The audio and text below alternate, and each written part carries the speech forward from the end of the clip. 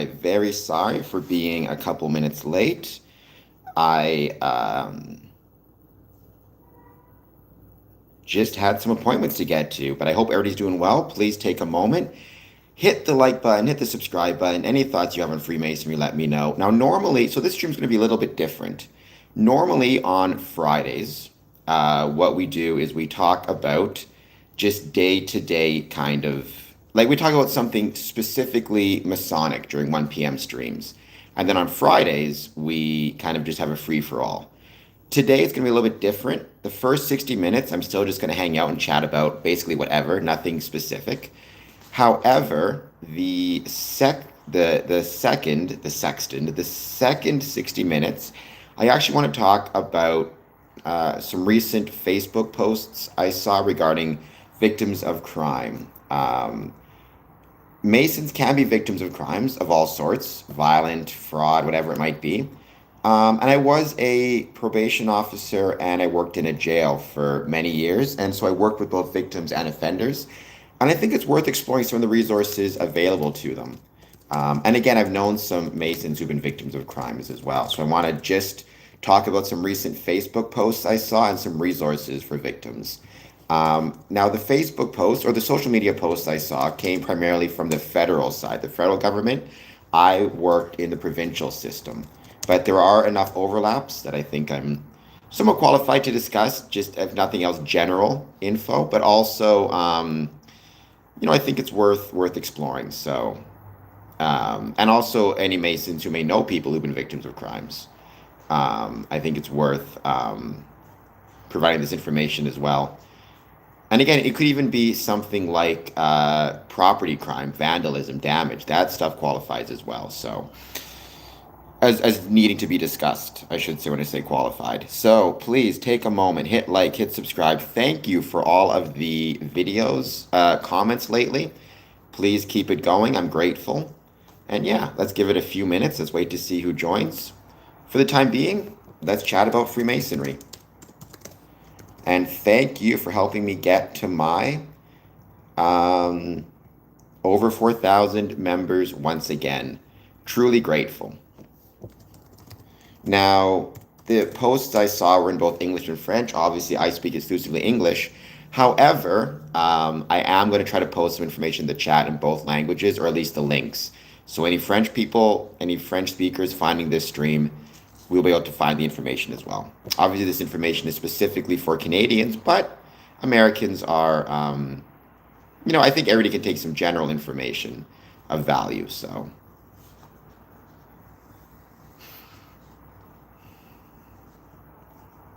I also saw a provincial report. As part of our plan to protect Ontario and keep dangerous offenders behind bars, our government is increasing adult correctional capacity by adding more than 2,500 permanent jail beds across the province. Thought that was interesting. As someone who used to work in a jail, believe me, it is needed. But this was from the National Office of Victims, from the Government of Canada, specifically Public Safety Canada. There is a handbook called the Information Guide, or a guide, I should say, Information Guide to Assist Victims. So that's kind of what I want to talk about. But we're going to wait. First, we're going to wait to see who joins. Please take a moment, hit like, hit subscribe. Any thoughts on Freemasonry, positive, negative, or neutral? I'd love to hear it. And once again, as always, thank you for helping me get over 4,000 subscribers. I'm truly grateful.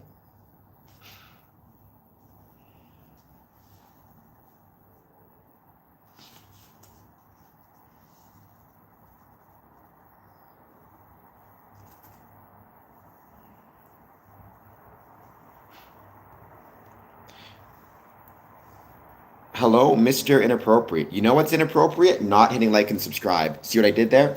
A Freemason is a member of a Masonic lodge or Masonic body. So basically a member of a club. Now, Freemasonry is the name of the club. Freemasonry has existed for over 300 years.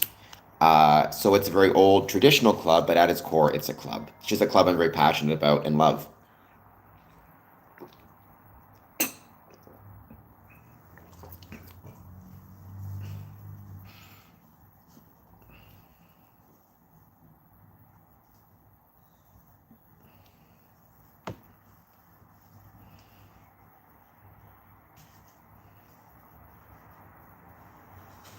What's Masonic? Masonic references Freemasonry. Again, so anything when I refer to Masonic, I'm referring to the club itself. Again, Freemasonry as a club or a group. It's a group that's been around forever. So when I say I am a member of a Masonic lodge, it means I'm a member of a Masonic club or just a club. In the same way, I'm a member therein. So I'm a Freemason. I engage in Masonic activities. I would consider this chat to be Masonic. What's the aim of this club? I mean, what's the aim of getting together with your friends on a Friday night? It's about having fun, enjoying each other's company. At its core, that's what the club is about, a desire to spend time with other people. It just happens that Freemasonry um, has really formalized that process and turned a lot of traditions connected to it. So I think that's really cool. None. We do nothing underground. We do everything above ground. I'm here talking about it. So how underground can it possibly be?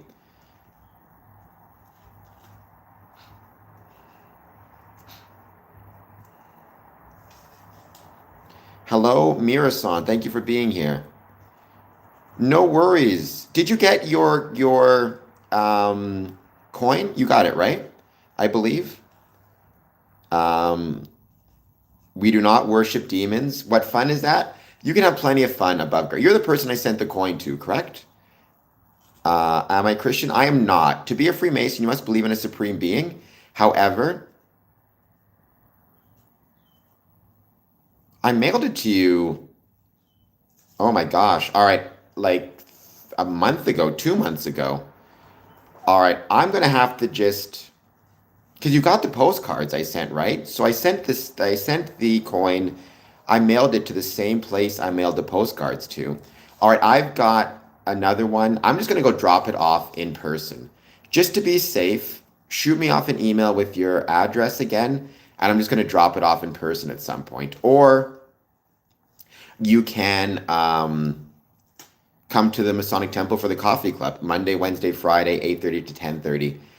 Just pick a time and I'll be there because I still have your coin for you. I'm not sure why. Plus, it'd be great to display your painting. Whether I'm Jewish or not is irrelevant. Being a Freemason, you can be all sorts of different religions, ethnicities, it doesn't matter. And the supreme being is not Satan. Freemasons do not have a specific supreme.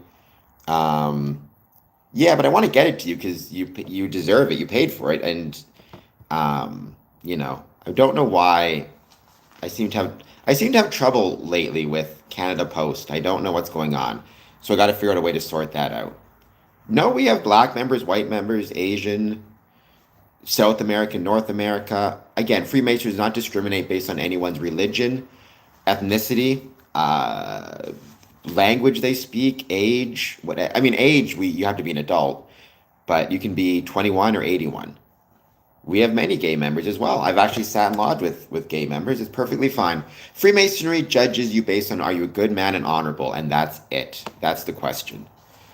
I have. Don't worry, I did sleep. Welcome, man Chaka. Thank you for being here. I got water right here, so we're all set. And then this morning I went to the dentist's. I've said it before. We within Freemasonry need to remember to take care of our health and well-being. That includes our physical health, that includes our mental health, but that also includes our dental health. So take care of your teeth. It's very important because I don't do it, so I need to be better. So Bulba, let's see. Let me know when you can be at the Masonic Temple, or I'm going to go to your place and give you a coin because I want to deal with this at some point. It's driving me crazy.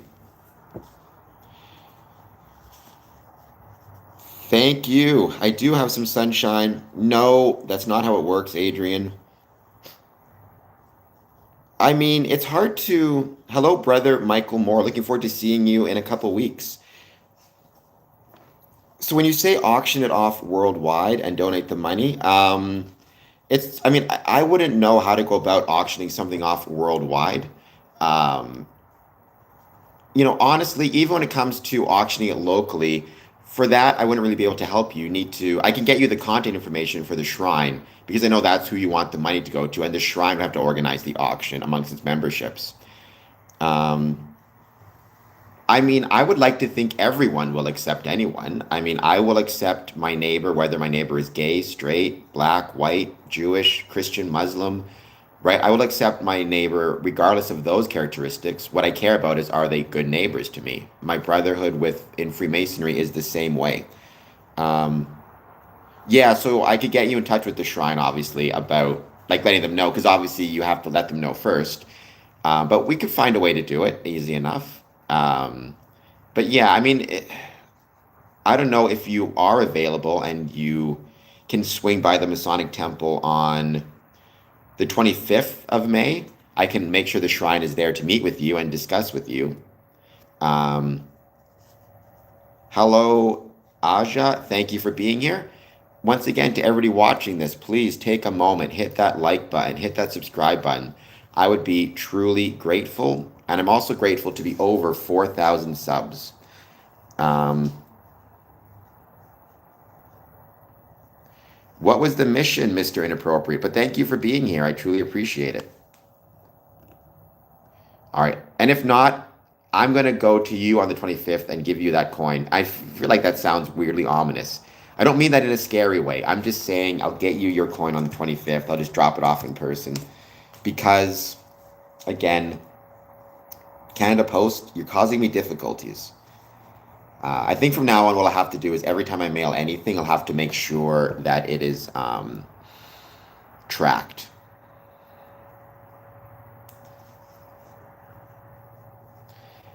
I try my best. I try to be good people. I don't always succeed, but I do try my best.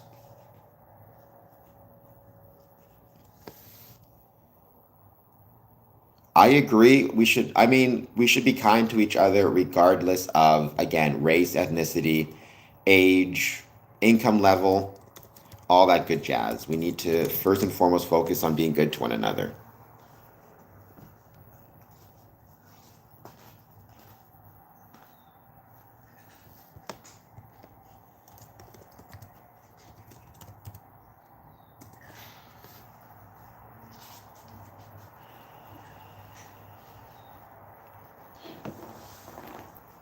And so I hope everybody's doing well. Again, the first 60 minutes, we just hang out, chat about whatever. No specific talking points. It's the second 60 minutes we have our specific talking points. Today, the victim of crime discussion, because I worked in jail for many years. I was a probation officer for many years.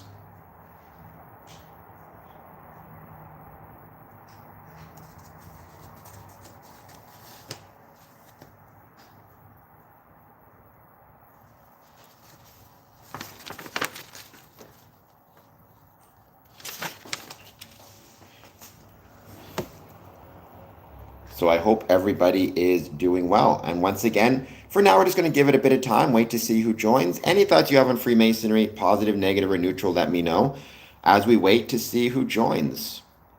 I also want to mention I had an incredible visit with Rose Lodge on Wednesday.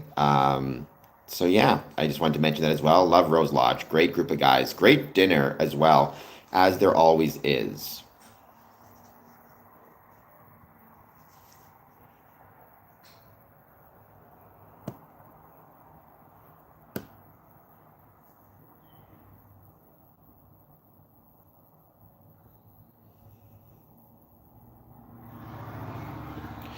For the time being, well, thank you, Ian Hess. I hope you're doing well. Please hit like and subscribe.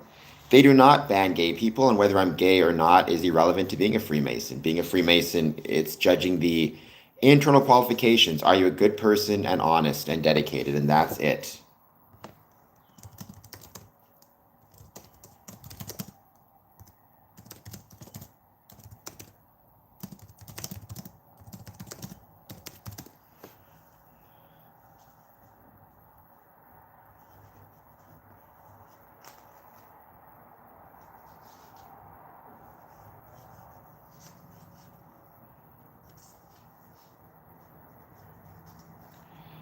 Are you honest? I'm not sure what that means by am I honest. Um,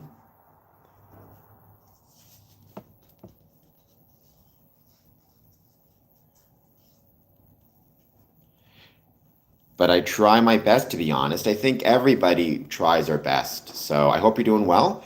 Please take a moment, hit like, hit subscribe. I would truly, truly appreciate it. And as always, any thoughts you have on Freemasonry, positive, negative, or neutral, let me know. So you're not an honest person. I don't know what you're talking about, Stephen. Again, I don't know. Define honest. I like to think I'm honest. I try my best to be, but I have lied in the past. I try not to. Um, and I like to think I'm better than I was previously. Every day I get a little bit better. That's true, I suppose. I guess it's hard to judge who, who, it's very hard to judge what does it mean to try your best. I think we all struggle with that, right? What does it actually mean to try your best? All I can say is, for whatever it's worth, I do try my best, and I'd like to hope others do as well. Who did I vote for? Keep in mind, Freemasonry is not political. So if we were in a Masonic lodge, you could not ask me that question. I voted for the Liberal Party because I can say that because I'm not in lodge right now. That is right, Canadian. God bless Canada. I love Canada, greatest country in the world, in part because we have the greatest neighbors in the world. I like to think Canadians are naturally very honest people. I'm proud to be Canadian. I think we're some of the most honest people in the world. But whatever it is, I think we're some of the greatest, again, greatest country in the world. I truly believe that. I know it sounds a little bit arrogant, but part of it is because we have the greatest neighbors in the world. So there's that as well. No, I do not, Daniel. Not a fan of Donald Trump. Yes, I got a big forehead. Salt, please hit like and subscribe. If you're going to make fun of me, at least you could subscribe to the channel. Help me get above 5,000. I'm at 4,000. I'm on the road to 5,000. So we're getting there. I definitely do not have a big brain. But I like to think when it comes to Freemasonry, I know my stuff. Do I like J.D. Vance? Not really. I'm not a fan of the administration in the States. Again, I'm not American, so I guess people can take that to mean whatever, judge however they want, but not personally a fan.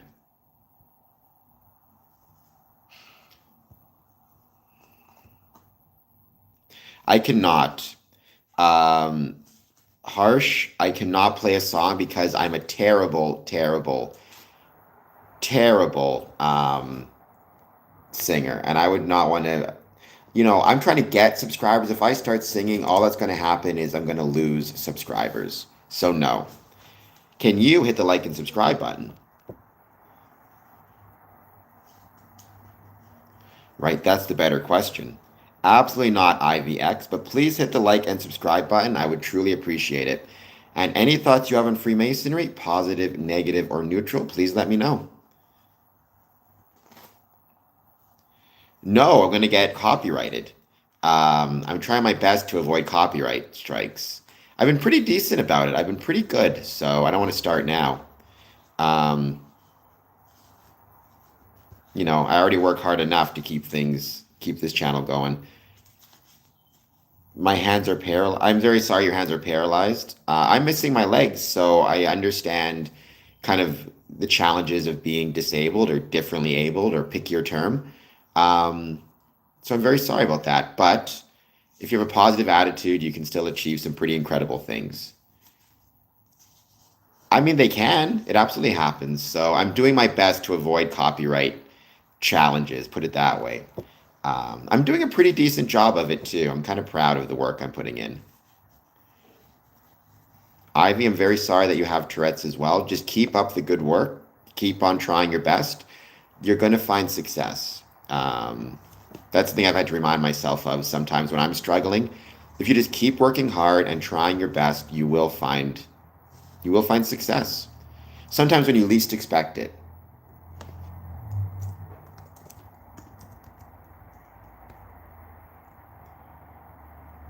I hope that's not the case. Speak to your doctors. Actually, Masons have done a lot of charitable work when it comes to assisting people with different disabilities of all different ages, including children's hospitals, including the Shrine, with the Shriners Children's Hospitals. So there is that as well.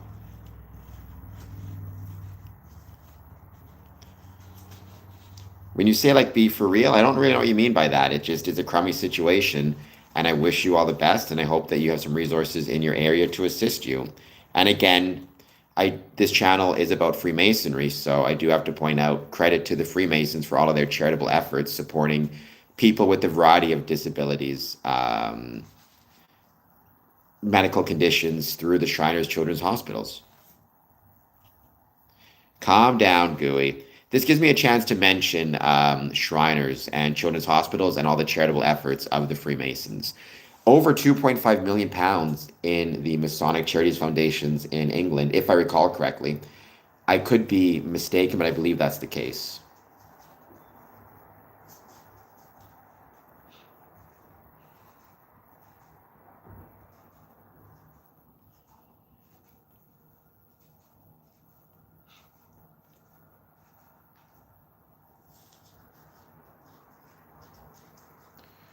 For the time being, though, we're just going to wait and see who joins. Again, the first 60 minutes, no particular topics, just hang out, chat about whatever. So anything you guys want to talk about, let me know. And then the second 60 minutes is when we go through specific topics. So thank you all for being here.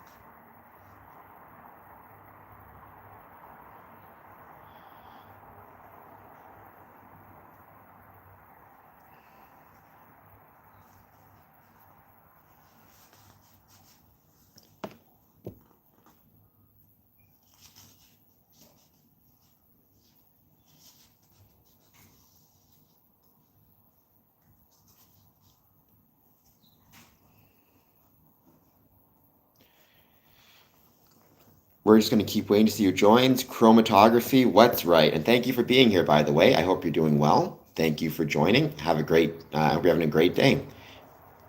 Are Masons allowed to pray? Of course. I mean, Freemasonry encourages every Mason to put their religion or their deity first, as it should be.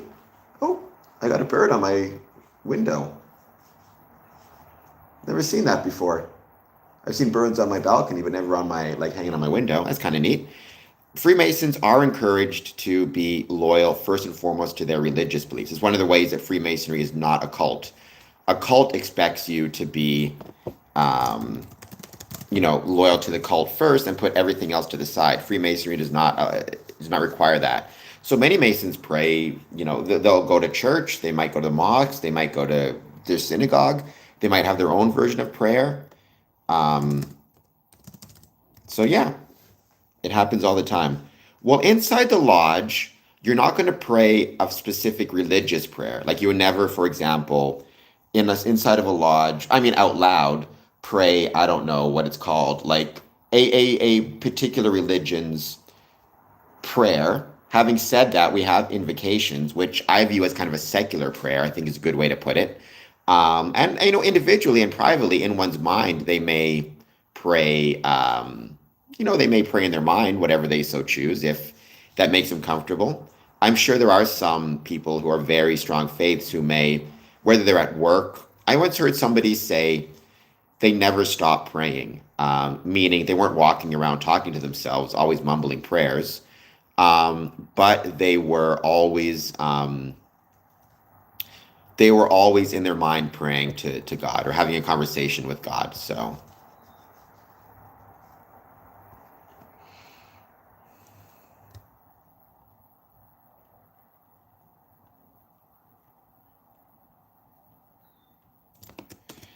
Hello, Raj of God. Thank you for being here. And there is something kind of beautiful about that. To its fairness, there is something kind of beautiful about somebody being of such faith that they are regularly in conversation with their supreme being. I'm not someone who believes in a particular faith, so I don't know if I have that per se, but I still think it's beautiful.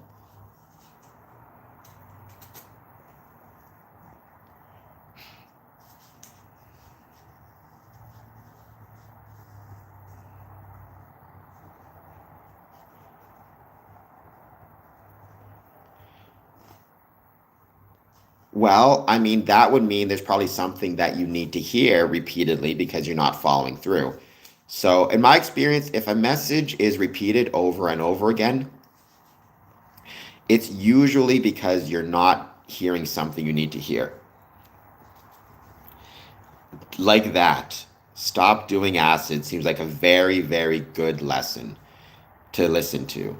So, I would support that.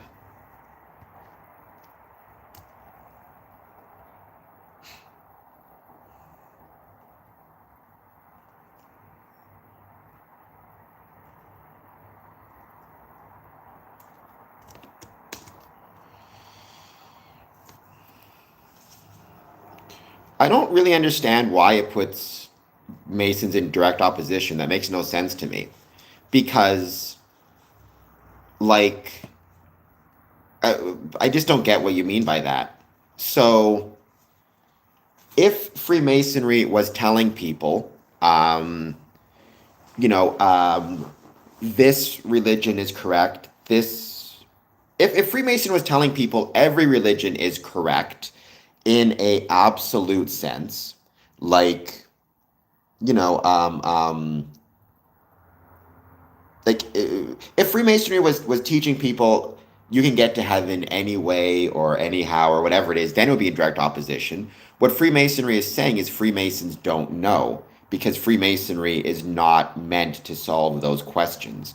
Like the way to think about it is when you go to a barbecue with your friends or anybody, you're not asking them what their religion is or talking to them about getting it, unless it's a religious barbecue, about how to get to heaven. Because it's a secular, it's a civic event, it's a community event. You don't care, I presume, whether your neighbor is a Muslim or Jewish or Christian or Hindu or Sikh. What you care about is, are they a good neighbor? Now, if your neighbor knocks on your door and asks you, hey, how do I get to heaven? Or is there one true God? Then I presume you would answer based on your religious understandings. And you might say, if you're Christian, you would say, well, this is the one true God, which is perfectly fine, and that's your right to do so. What we're saying, though, is that is a religious space and a religious discussion. Within the civic sphere of a neighbor, a friend, a coworker, a colleague, heck, and even a family member, it's not our place to state whose religion is correct. We're not saying there is no correct religion. We're saying it's not our place to say, because that's not the purpose of Freemasonry. And that comes from historical times, right? When you look at the Anderson constitutions, where he talks about it made no sense for stonemasons in the Middle Ages to require stonemasons to be of a certain religion in the Middle Ages, because a stonemason would have to work in Morocco, in Jerusalem, in the Middle East, in France, in England, in Africa, and there could be all different religions represented at his work sites. What mattered was he a good stonemason, and that was it. The rest of it was kind of, it made no sense from a work perspective to require a particular religion, which does make a lot of sense to me. Freemasonry kind of adopted that same idea. So again, we do have what are called invocations, Justin Harris. I view an invocation as kind of a secular, I view invocations as kind of a secular prayer, in that we will thank a higher power, but we won't be specific about what it is, because it could be, your higher power is like whatever your higher power is, you know, when we thank the supreme being, we thank, a great architect. A Christian will hear that and think of Jesus, whereas a Muslim may think of Allah, and both are perfectly okay. Again, ultimately, who is correct? I guess we'll find out when we leave this life. I don't claim to know who is correct.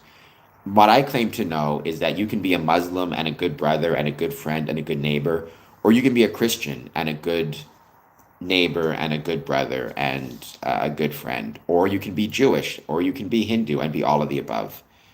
Um, we can all agree the Mormons. I have no idea. I keep myself, when it comes to what's going to happen in the afterlife, I keep myself completely agnostic. I genuinely have no idea, and I don't claim to. Um, what I claim to do know is I've met many good people of all different faiths. Ultimately, who's right and who's wrong, I guess we'll find out down the line. Um, I don't know enough about Joseph Smith to say Cytotrack. I don't know really much about him at all.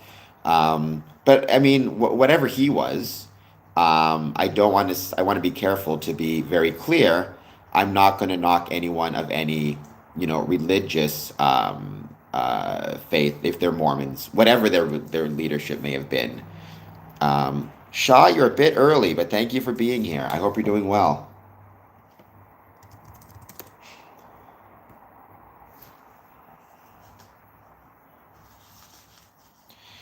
Well, I mean, unfortunately, one of the problems, Justin, and one of the things I'm trying to fix with this channel is I don't think there is enough famous Masons. What I mean by that is Masons who are famous for being Masons, if that makes any sense. Like, I think that's one of the biggest problems we have right now. Like, FDR is famous for being a president. So is Truman. So is Washington. Churchill for being a prime minister. Louis Armstrong for being a musician.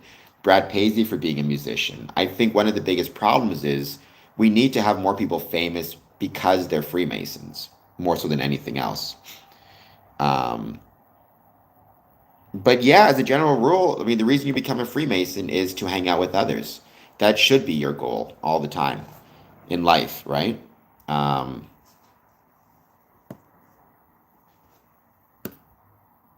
when you say they just happen to be Mason, many presidents have not been Masons. Many prime ministers have not been Masons. I mean, and in the same token, many plumbers have been Freemasons.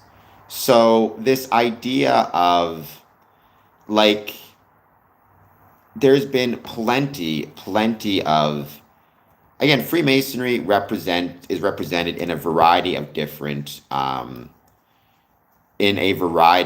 sources, right? We need to keep that in mind, and professions. Your plumber could very well have been a Freemason. All right, perfect. But let's keep the 25th in mind. Right? That's the most important thing. Let's keep the 25th in mind. And as always, I hope everybody is doing well. Please take a moment, hit like, hit subscribe. Any thoughts on Freemasonry, positive, negative, or neutral, let me know. And I hope everybody's looking forward to having an excellent long weekend. It's going to be a blast. It is Victoria Day weekend, if I recall correctly. When you work from home, you forget about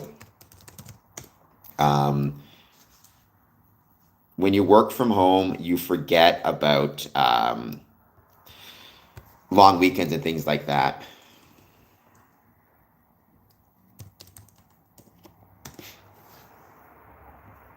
But I hope you are doing well, and thank you once again for being here.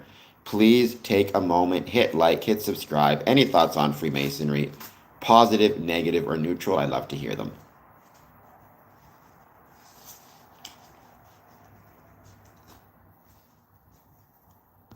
Don't forget about super chats, and don't forget about gifts, and don't forget about Patreon. All that stuff would be incredibly, incredibly helpful. I mean, define unusually large number. I wouldn't describe it as unusually large. I mean, there's probably been about 15. I think the number right now is 15 presidents who've been Freemasons, the last one being Gerald Ford. That's uncontested. Some would say Joe Biden, but that's highly questionable. It doesn't shock me, though, that you would see Freemasonry represented in, for example, prime ministerships, because,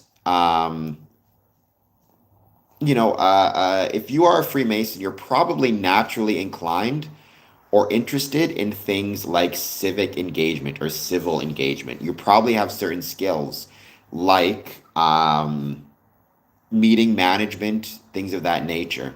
So it doesn't shock me that you would see that. Also, keep in mind, in the 1800s to early 1900s, most people, frankly, most men, were frankly too busy focused on making a living to be joining fraternal organizations.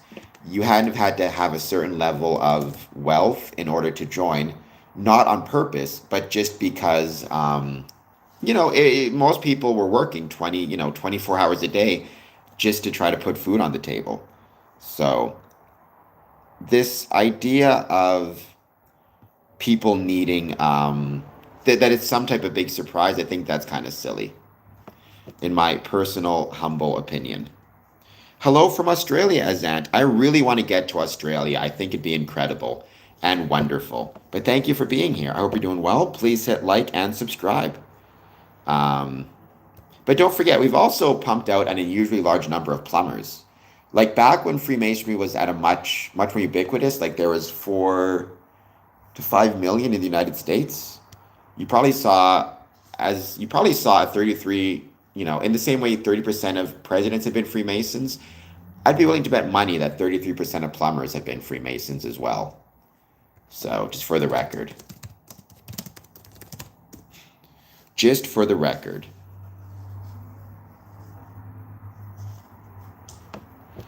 I don't want to beat it, Sulav, but thank you for being here.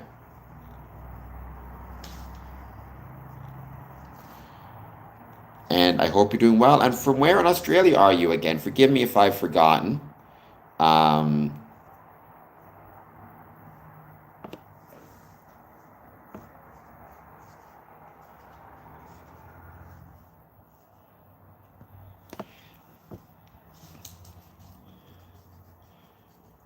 we're going to give it some time and wait to see who joins. Again, the first hour, I don't have any specific topics. I just hang out, chat about whatever. So.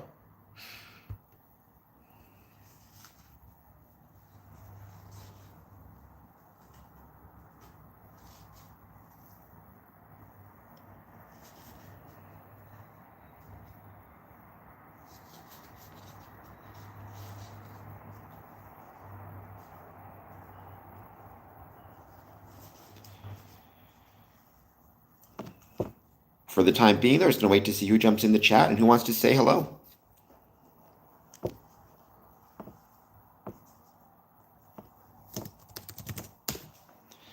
And any thoughts you have on Freemasonry, positive, negative, or neutral, I'd love to hear them.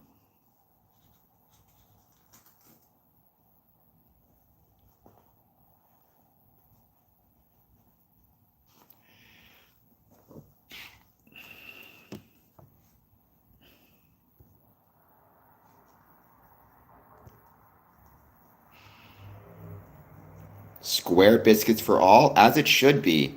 And Tom, why do you say I am a fake Mason? Ryan, welcome. Thank you for being here. I mean, Ryan, you get used to it. You get used to such things.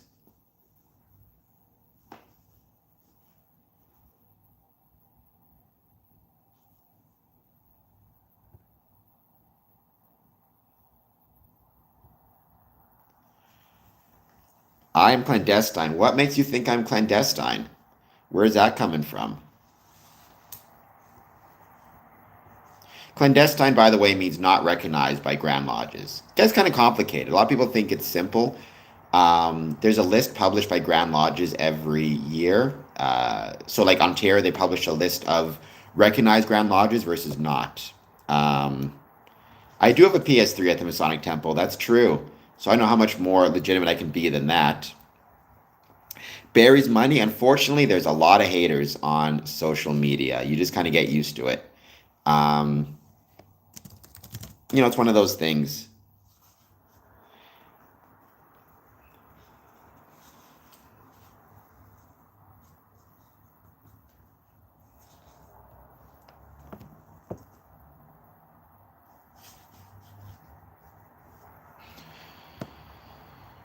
For the time being, we are just hanging out, waiting to see who joins. Any real traveler would know. Oh, the traveler. All right. Well, I guess you can either believe me or not. I will say I'm currently the Worshipful Master of Border Cities Lodge number 554, past Master of Windsor Lodge 403, Harmony 579, also a member of Tranquility Lodge out of Texas, and Lodge Holy Land number 50 out of Israel, out of Tel Aviv, in fact.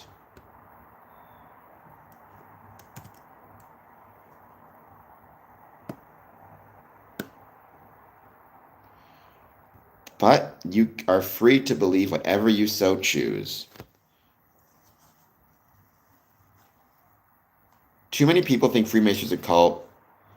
I mean, I don't know about, they're definitely, if they think it is a, if they think it is a, uh, trying to think what the word is. If they think it's a cult, then yes, they're definitely uneducated about what Freemasonry is. I don't know about drunk per se, but without question, they are uneducated as to what Freemasonry truly is. All we can do as Freemasons is try and demonstrate the truth about Freemasonry, what it is, and why it's not a cult. Sometimes what matters is just how we live our lives, right? That's one of the things I always try to tell Masons when they start to worry about conspiracy theories, and I understand it. I worry about them as well, and it very often upsets me as well. But I think nonetheless, what we have to do is remember, ultimately, more so than anything else, that we can, through our actions, demonstrate the truth of Freemasonry. At least that's what we should be trying to do. So, that's my humble opinion on that. They all fell down rabbit holes. They do very often, and it's really unfortunate. Um, right? And rabbit holes, I've said this before. I think one of the reasons why Freemasonry attracts or why people are attracted to conspiracy theories is because if they are struggling in their own life, very often during these struggles, it's easy to, um, it's easy, unfortunately, in those circumstances to, um, I don't know what the right term is, fall for, or like if you're struggling financially, if you're struggling mentally, if you're struggling emotionally, if you're struggling physically, whatever struggles you may be having, it can be very hard to deal with those. It can also be very hard to have to look in the mirror and think to yourself, I need to take responsibility. Even if it's not my fault that this happened, I need to take responsibility for the solutions. That's a very tough pill to swallow. And so for a lot of people, the solution is um, I'm going to focus on conspiracy and lies and social media, because if I can't solve problems in my own life, at the very least, what I can do is, um, fight those evil Freemasons. It's a codependent relationship with conspiracy, whereby they are able to ignore their own problems by focusing on made up problems, like the Freemasons are running the world. It happens very often. Yeah, well, that's where it goes, pumpkin squirrel. Like, very often we are not responsible for the problems that we face in life. Sometimes we are. In my experience, very often it's something outside of our control. But we are responsible for the solutions, right? And I think that's a really important thing to remember. Um, so, for example, Jason, you may not be responsible for shitting yourself, in that you may have some type of gastrointestinal illness, but that's not to say that you're not responsible for the solution, cleaning yourself up. Um, I don't think it's an unusually large number. That's my point. It's an unusually large number of everything. Again, I would be willing to bet money that if you looked at the number of plumbers in the world, 33% of them or 30% of them have been Freemasons, or even more. The point is, Freemasonry is so ubiquitous and there's so many Freemasons in the world. You see them represented, maybe even overly represented everywhere, not just within the elites of the elites.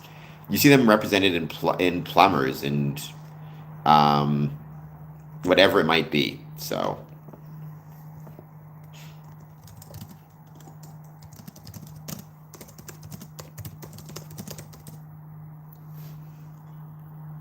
33%. I mean, I say 33% because there have been 15 presidents confirmed Freemasons, and there's been 45 presidents. So that's 33%. Um, However, some would argue it's a little bit higher, because some would put Joe Biden as a president of the as a Freemason. I personally don't know for sure, but I don't think I wouldn't. I personally don't count Joe Biden as a Freemason, although it's debatable. Put it that way. Thank you for the sparkles, Pumpkin Squirrel. I truly appreciate it. But Freemasonry does not mock anyone's religion, including Christ.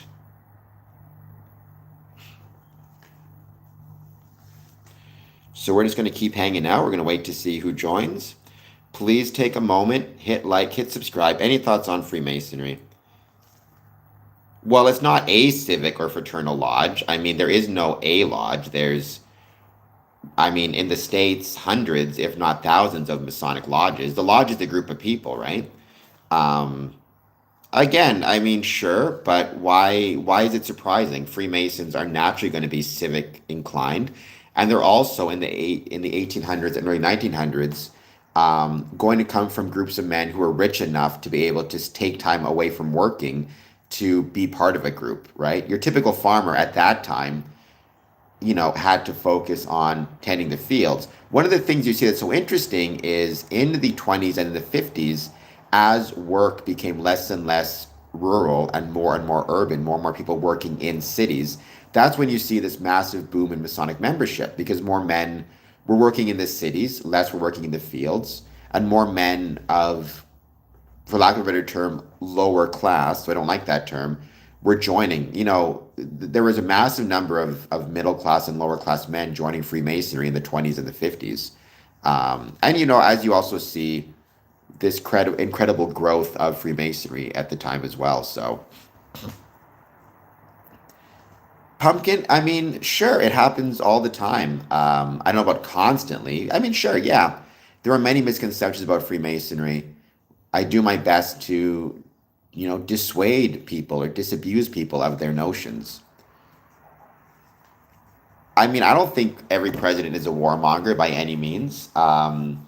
They are the head of state, which means sometimes they need to lead their people into war, but that's a whole different thing.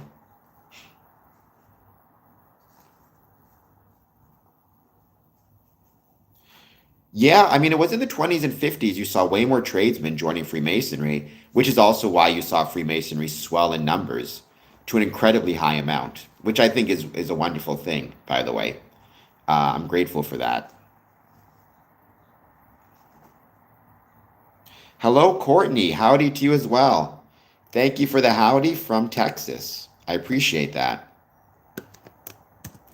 I hope your day is going well.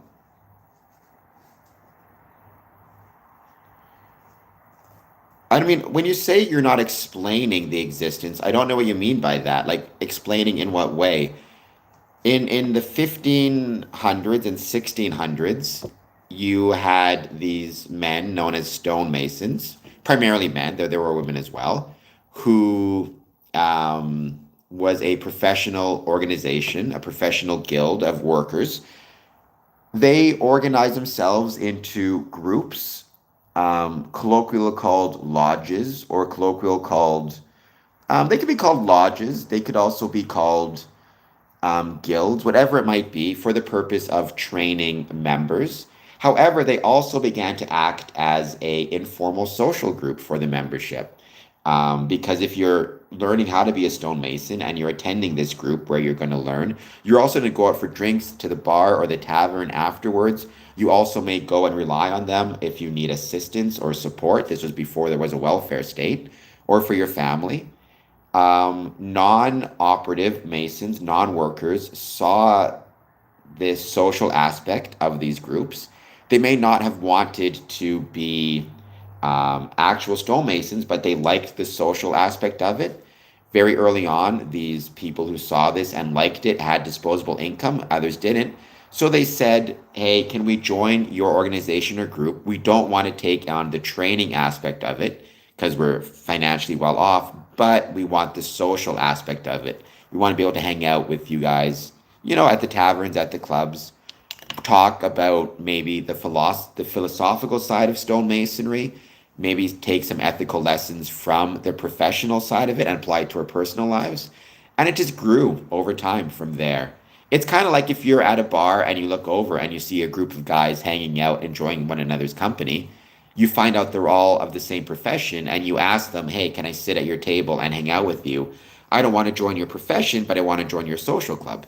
And eventually, the demand for the social club outpaced the demand for the work. And so the social club grew and grew and grew.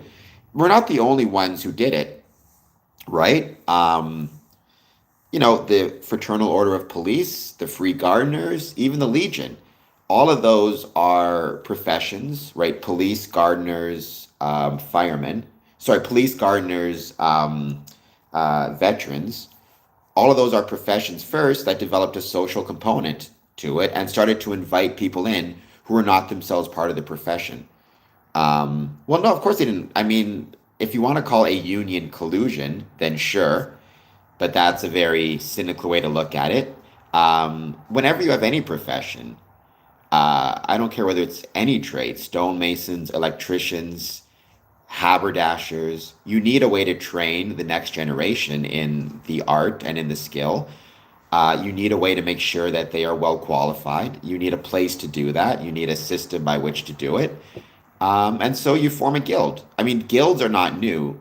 There were stonemason guilds going back to ancient Rome. There were stonemason guilds going back to ancient Greece, to Egypt, right? It's just Freemasonry was one of the first ones to spin that off into a social club.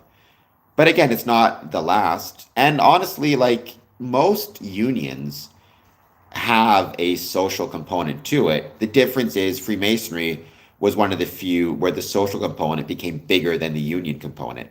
But I mean, if you want to call a union or a guild or training collusion, then so be it. I think that's kind of silly myself. But by definition, every union I would think would be for the benefit not of the person, but of the membership. Um, so Hiram Abiff, actually Sergeant 1977, that's a bit of a misunderstanding. Hiram Abiff is not mentioned in the Bible. Hiram is mentioned. We don't have any last name. He is a legendary or apocryphal figure, probably not real, but he's used in Freemasonry to demonstrate or to represent certain virtues: dedication, steadfastness, hard work, honesty, courage. So yeah, well, we shouldn't be summoning any spirits. So we have volumes of the sacred law. It can be a Bible. I've also seen it be a Quran, a Torah. I've even seen it be an eagle feather in some cases, right? None of that is what I said, Justin Harris. Clearly, you're not listening to me. You're just hearing what you want to hear. I said it a million times. It's a social club that evolved from stonemasons who were professional tradesmen. And that's all it is, right? But Justin, you don't want to listen to me because you've made up your mind. So I don't really know why you're here, which is fine. I mean, people get to be stupid. It's for better or worse, it is human nature on YouTube, but clearly you're not listening. So I'll say it one more time. It's a social club or a social group that evolved from professional unions in the Middle Ages. And that's all it was. And it's not the only or exclusive group to do that. Again, Fraternal Order of Police, Free Gardeners, uh, the Legion, right, which is a social club, evolved for initially from veterans and then became a social club for anybody. Like my dad is a member of the Legion, he never served. You even see it with a lot of like firemen. They very often will develop kind of social clubs attached to it. Like I've heard of bars that were officially started for fire crews, and then they just let anybody in, right? Um, Play nice, folks. I mean, you're correct about that as well. Like the truth is boring. A social club that evolved from uh, professional guilds is boring. It's true, but it's boring. A um, a bar front for a secret mystic temple, multi-tiered, fiercely loyal, with hidden knowledge and secret symbols, which pumps out in usually large numbers of presidents world leaders and other elites, that's way more interesting than a social club that evolved from a trade guild. But unfortunately, a boring truth is much less interesting than an exciting lie. Um, Well, I mean, a worldwide firefighter social club. My suspicion is, but Freemasonry, again, it's not, well, it is worldwide, but it isn't. Freemasonry is decentralized. There is no single governing body that controls Freemasonry. There are individual lodges and there are grand lodges, none of which is any bigger than any other, any more influential than any other. My suspicion is, Justin, you could probably find any like if you go to Lithuania, I bet you could find a fire hall that is attached to it some type of social club or bar. I wouldn't be surprised at all.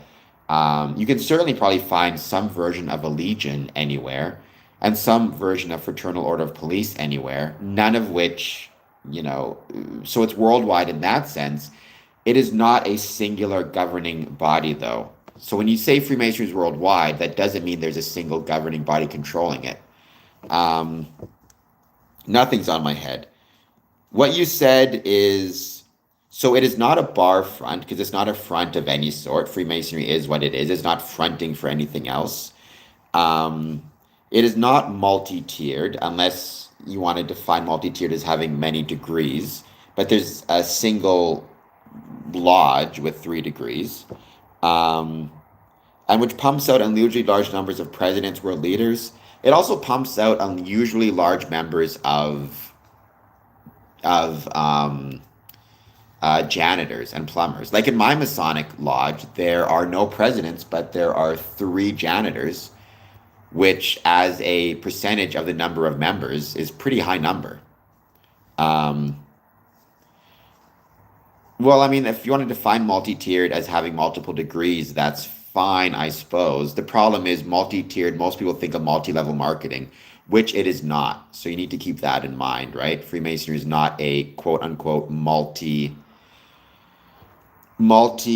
in the sense there's no multi-level marketing. Like it's not as though you pay more money and get more degrees. That's not how it works. Or that you bring in more people and get more degrees. Well, the Knights Templars didn't become Masons, Lord Pepitus. This idea of the Freemasons became, or the Knights Templars became Freemasons, that came from a speech in 1737 by a gentleman named Andrew Raymond Chevalier. In 1737, he really liked the idea of, he really liked the idea of the Knights Templar for whatever reason, and he wanted to take their symbolism and ideals, at least the idealized version of it, and incorporate it into the Masonic system. And so he claimed a connection between. He called them the Crusaders, to be honest, but people assumed he meant the Knights Templars. Um, but it's not literally the case. It's apocryphal. Free missionary is a whole different story. Freemasonry is a civic organization. Um, I mean, not every pterodactyl, not every Christian thinks Freemasonry is evil. Some do, some don't. I think, in my opinion, most Christians just have no opinion on Freemasonry at all, one way or the other, which is a good thing. And it's because it means I can, if they have no opinion on it, it means they're open to learning about it. Unfortunately, though, there are a lot of conspiracy theories around Freemasonry, and sometimes they get taught in churches. Well, everybody gets something different from being a Freemason, right? Like, one thing I get is it makes me feel closer to my grandfather. He was a Freemason on my dad's side. He passed away before I was born. But luckily, because he was a Freemason and I am a Freemason, I feel closer to him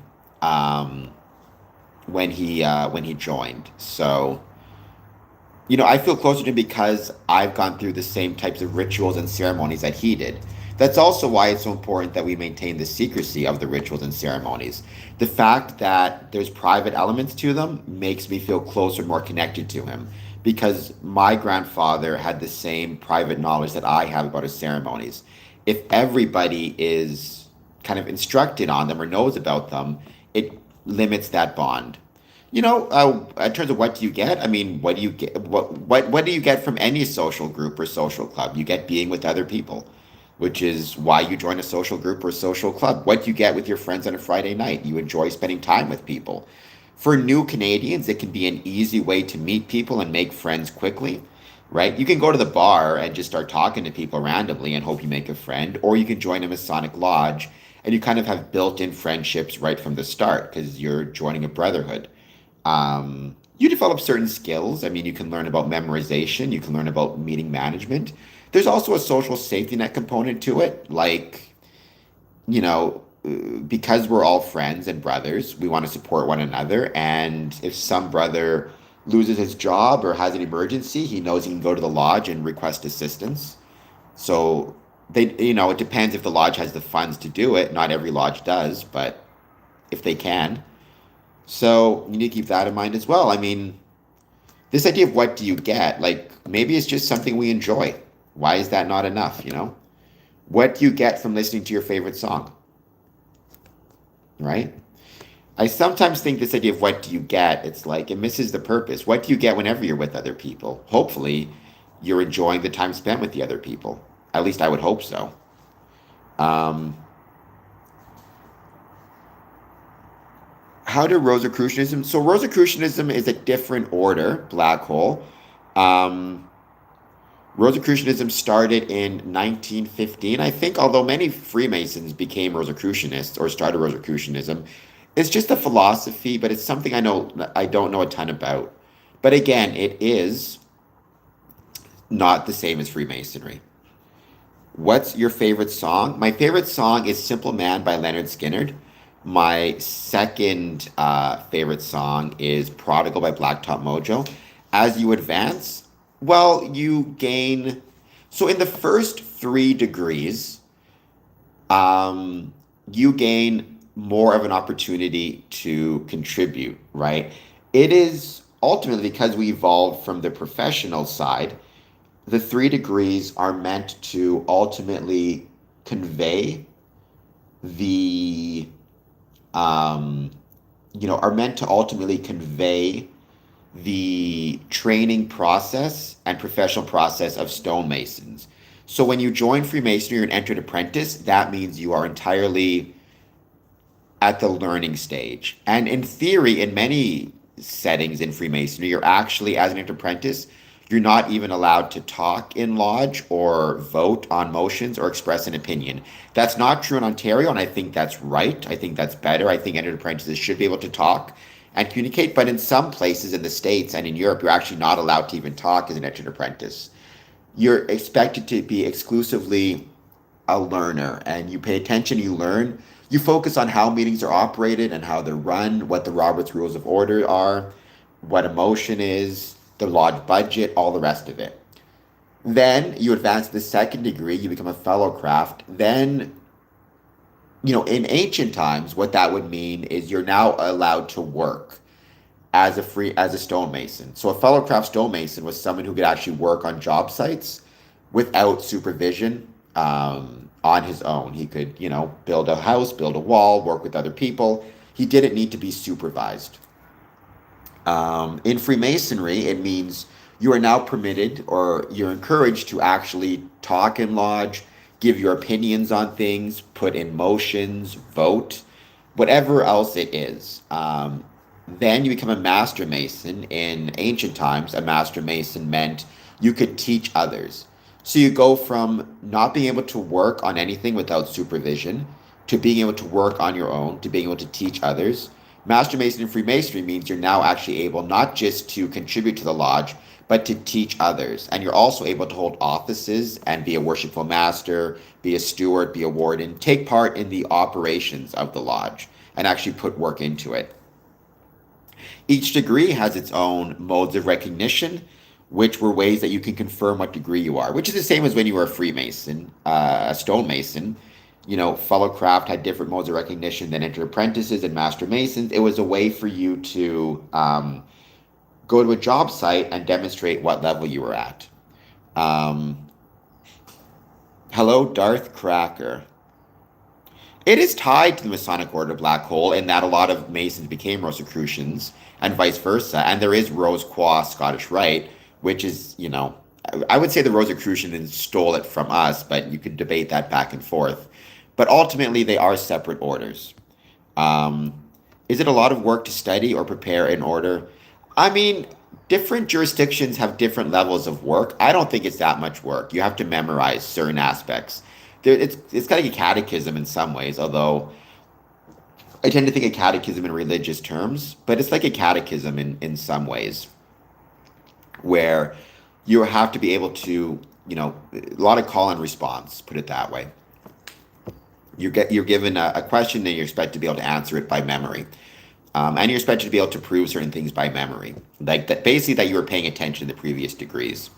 But I mean, it's not a ton of work. A lot of it though will depend on, to a certain extent, like the skills and abilities of the member. Like if you're somebody who struggles with memorization, you may find it harder than someone who, has that skill already. But the biggest thing is just don't rush. Take your time, enjoy the process. You can be an entered apprentice for years and still contribute more to the lodge than a master mason. For example, there's nothing stopping you as an entered apprentice from showing up to the building and cleaning up, taking out garbage, whatever it might be, right? Henderson account, you too must love me. I'm about Freemasonry. So, pterodactyl, there is a lot of personal development. Again, if you want it. I mean, I've described this before. Being a being a member of a Masonic lodge is like being a member of a Masonic lodge is like being a member of a gym. There can be a lot of exercise and a lot of growth and development if you show up and if you care and if you put in the work. But you can be a member and never go to the gym and never work out, in which case there's not that much development, right? It really just depends on how much you care. So, and how much you want to put the work into it. Okay, let's give me 1 second. So the first 60 minutes, I just hang out and chat about whatever. The second 60 minutes, I give, I have specific topics. So today, the one thing I want to talk about, and this isn't directly tied to Freemasonry, but I do think it's important. Um, well, you need to go to the gym to get stronger. I mean, and then you don't need to, there are many ways to get physically stronger, right? The point is, though, having a gym membership, that alone will not make you stronger. It's the gym membership plus the work you put into it. That's what makes you stronger. Freemasonry is much the same way, right? Having a membership to a lodge is not going to help you develop these personal skills or these ethics, but showing up will help you, even when you don't want to. Maybe especially when you don't want to. What is the free in Freemasonry? The free in Freemasonry refers to two things. One refers to a type of stone called freestone that certain Masons were able to work with. They were more skilled, and so we kind of adopted the term Freemason to imply that we are skilled, although not skilled with working with stone. It's just meant to be a certain skill level. Or it could be um, you'd get what we put in. That's always the case. Or it also referred to the ability to travel, right? A Freemason was a Mason who could travel from job site to job site and put in work and effort and dedication to, like you could travel from England to Morocco to Spain to Greece and be a professional stonemason. It was free to travel. And that was after you were done being an entered apprentice and became a fellow craft, you were then free to travel. So there it is. You reap, well, I mean, if you're talking physically, you can use a gym to get stronger. You can be part of a sports team. You can do push ups or sit ups. It's whatever. The point, all I'm saying, and I feel like, again, Justin, you're not getting it. A membership alone in anything is not what makes you stronger. A membership is just a card, it's a piece of paper. It's a right to access the thing. What matters is, do you access it? Do you put the work in? That's what's most important. And that's for the physical side of it. Mental side of it is just the same. If you're a member of a book club, but you never show up to the book club, you're not going to get stronger. Like you're not going to be able to read more. It's the work you put in. That's all I'm saying, right? It's the action. And so one of the things I think, Henderson, that people misunderstand about Freemasonry is they think that the membership is the most important thing. The membership represents one thing, that you've paid your dues and you went to an initiation. If you want to be a true Freemason, you have to show up and put the work in. You have to advance your degrees. You have to show up to lodge at, 8 in the morning to take out the trash or shovel the sidewalk for the older members who can't do it anymore, or visit a member in the hospital who's sick, or whatever it might be, right? Like you need to put work and effort in.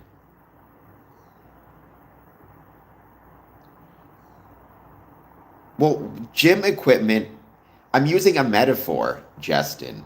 I'm using a metaphor of getting physically stronger versus mentally stronger. Um, Being a Freemason is not about getting physically stronger, but it can help you be mentally stronger. There are books. There is, again, there are degree nights. Even taking the time to show up to lodge and clean up the lodge room, vacuum, and prepare it, that imparts lessons of service, lessons of value, right, that you can take with you. Um, Justin, I don't think you understand metaphor, to be honest. I don't think you get that. Um, are you willing to show up and put in work in any field? That's what matters, right? Um, are you willing to put work and effort in? Membership is simply a representation of a right to access a place to put the work in. It's like having a library card. If you have a library card, but never go to the library and never read any books there, you're not going to get smarter. If you have a Masonic membership card, but never go to the lodge, you're not going to get any better at Freemasonry. I think he might be trolling at this point, Henderson. I think he might be trolling at this point. I suppose that's okay. Part of being on YouTube, though, is you get used to trolls. But maybe there are people who are listening in who have similar questions, and they're figuring it out. So I did want to talk today about the information guide to assist victims of crime. This was um, uh, this was posted from Public Safety Canada yesterday. I actually spent 5 years. Pterodactyl, he kind of is. You're right, he kind of is. This was posted yesterday by Public Safety Canada.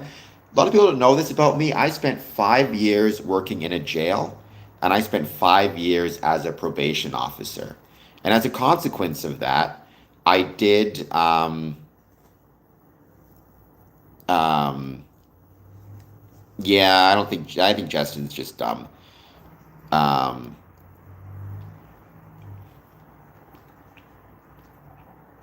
I was a probation officer for 5 years, and I worked in a jail for 5 years. And I worked a lot with both the perpetrators of criminal offenses and the victims of crime as well. Um, well, if you want to learn how Freemasonry can make you mentally stronger, join, and then you'll find out. Henderson, I mean, at times it was a tough job, at times it wasn't. Like everything, right? I think every job can be tough at times. And Freemasonry was no different. Sorry, excuse me. Being a probation officer and working in jail was no different. There were times it was really tough and really hard, and there were times when it was actually a lot of fun and very, very rewarding. And there were times when it was both very fun and very rewarding at the same time. And I was grateful. There are no jobs with zero stress. That's very, very true. Um, Unfortunately, Freemasons are no different than anybody else in that we can be victims of crime just as much as the next person.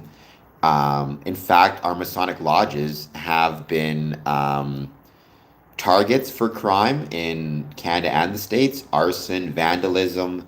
Sometimes they've been targeted specifically because they're Freemason places, and sometimes it's just you maybe you have homeless people looking for a place to sleep, so they break in or they sleep in front of the building, under an awning or under a fire escape, or they vandalize the building just for fun without knowing what it is. Freemasonry is not tied to a specific religion. Well, Justin, honestly, I think you're kind of a dumb person, so that might be for the best, to be honest, because I feel like you'd be a pain in the butt if you tried to join. Um, is it tied to a specific religion? It is not. Freemasonry welcomes men of all different faiths, beliefs, and backgrounds. And also, I've known many individual Masons who have been victims of crimes, including in some cases, they've been victims of fraud, sometimes even Masonic frauds, where people will steal their identity and pretend to be them to try to convince other people to send them money, on behalf of the Freemasons. That's happened very recently, actually, in Texas, here in Ontario. I've known Masons who've been victims of, and then home invasions, whatever it might be, right?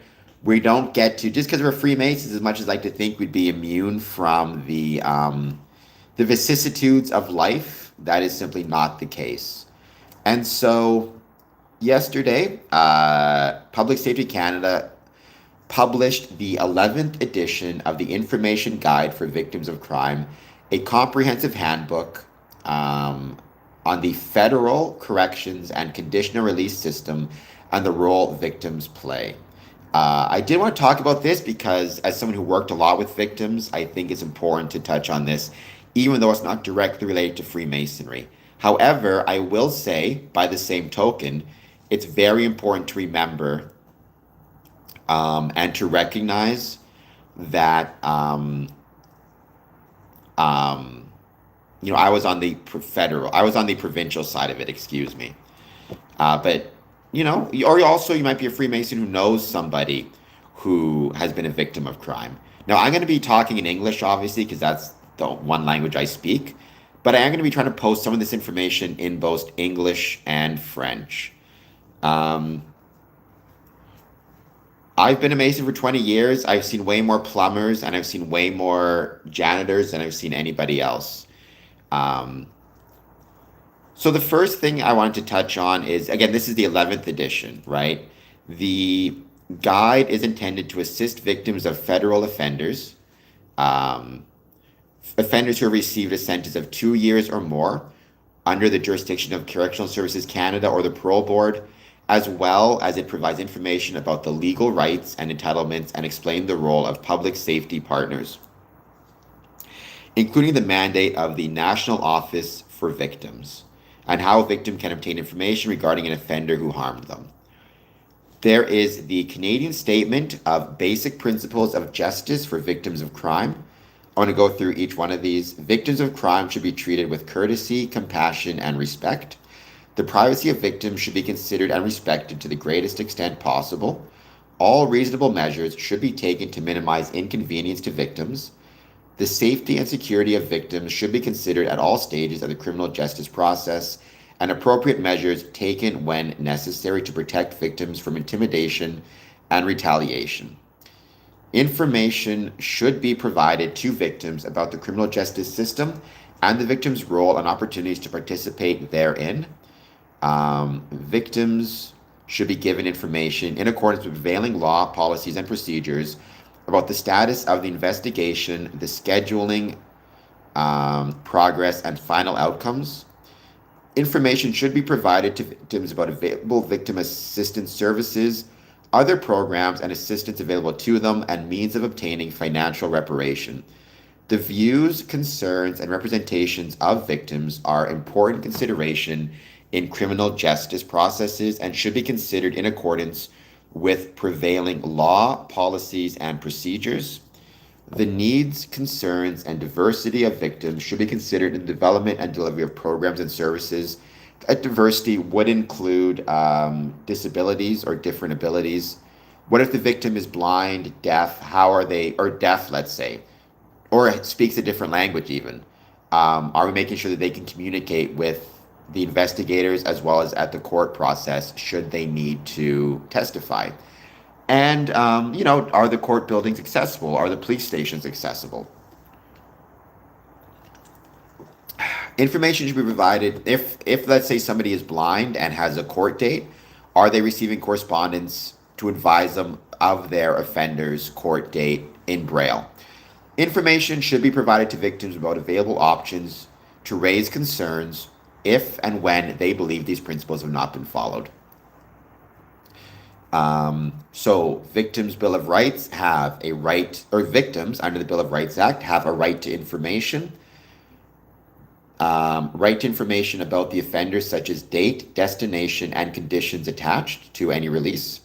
Right to protection. Victims of crime have the right to reasonable and necessary measures to protect them, including victim protection conditions such as non-contact and geographic restrictions. Right to participation. Victims of crime have the right to convey relevant information for correctional authorities, such as to the CSC and the Parole Board. And they talk about several amendments. One thing I think about under this, and I don't know if I ever told this story here before. I went to law school. I graduated law school. I don't practice law. But when I was in high school, I had this teacher who knew I was interested in practicing law.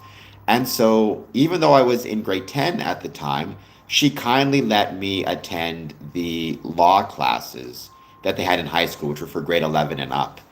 And I remember she let me go on this field trip to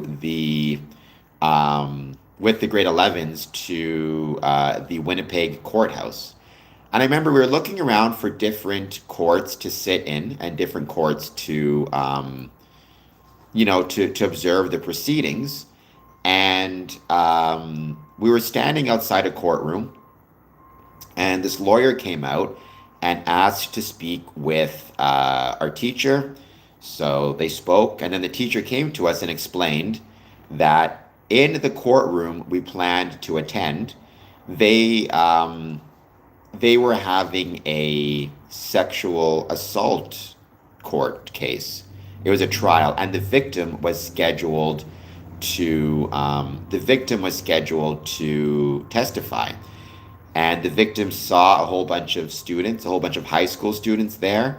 And she, for obvious reasons, was very nervous about testifying and divulging this personal information, of a graphic nature with a bunch of literal children in the room, right? A bunch of high school students. And so they spoke to our teacher, and the teacher took us to a different classroom. And I would say that is, respecting the rights of victims under the right to participation, right? It's not just that a victim has the right to participate by conveying information at the court level. It's that they have the right to participation by conveying that information in a way that makes them feel comfortable and safe, and not, as comfortable and safe as possible. I assume it's a really crummy situation regardless of who's in the room, but a right to participation means a right to that participation being as comfortable as possible under the circumstances. I do remember we went to a different courtroom, and then after the court case was finished, the judge stuck around and answered questions from us, which I thought was really nice of them. So I thought that was really cool. They also list here where victims can go to make a complaint about federal agencies, or provincial or territorial departments as well. The CCRA recognizes that victims of crime have an important role to play in the criminal justice system. The Act gives an opportunity to participate in the federal corrections and conditional release process. It also entitles individuals who meet the definition of victim in the CCRA to request certain information about the offender. Now, obviously, they don't get every bit of information, which is fair, but they do get the information necessary to ensure that they are safe. I'm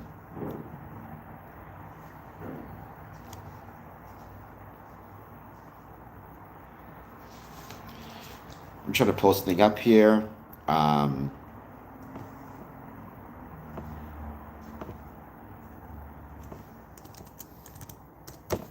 When I say CCRA, by the way, I refer to Corrections and Conditional Releases Act.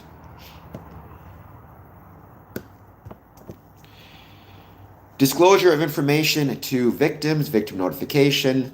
The number to call is 1-866-806-2275. Or parole board 1-866-806-2275. The websites are there. I'll provide them down. If requested, a victim will automatically receive the following information about the offender who harmed them: offender's name, offense, convicted, and the court of the conviction, when the sentence began and the length of the sentence, the eligibility and review dates for temporary absences or parole. More information may be released based on the determination of the interest of the victim versus the offender's privacy. The following information may be released: the date, if any, on which the offender is to be released, any of the conditions attached to the offender's unescorted temporary absence, the destination of the offender when released on any temporary absence. Information provided by victims. The services welcome any information from victims about offenders and any concerns they may have for their safety or that of others, as well as any other relevant information they feel is important. We talk about ways they can become involved. The National Office for Victims. I do want to mention, because this does happen, CSC monitors incoming and outgoing offender mail and has a telephone monitoring system that can authorize or prevent communications between offenders and members of the public. If you do not want to receive any contact from a federal offender, the CSC will stop unwanted communications. So I did want to mention, when it comes to the parole board, victims may provide a victim statement to the Parole Board of Canada for consideration at hearings that include information regarding the physical, emotional, or financial impact, including property damage, economic loss, the offense has had on them, their family, and the community. A victim statement is a short text that is written for a parole hearing describing the continuing impact of the crime. Registered victims may attend a hearing and read their statement to board members or designate a support person who will attend the hearing and read it for them. So if you are a victim of a crime and your offender is potentially looking at parole, you are allowed to speak at the parole board about the effect it had on you.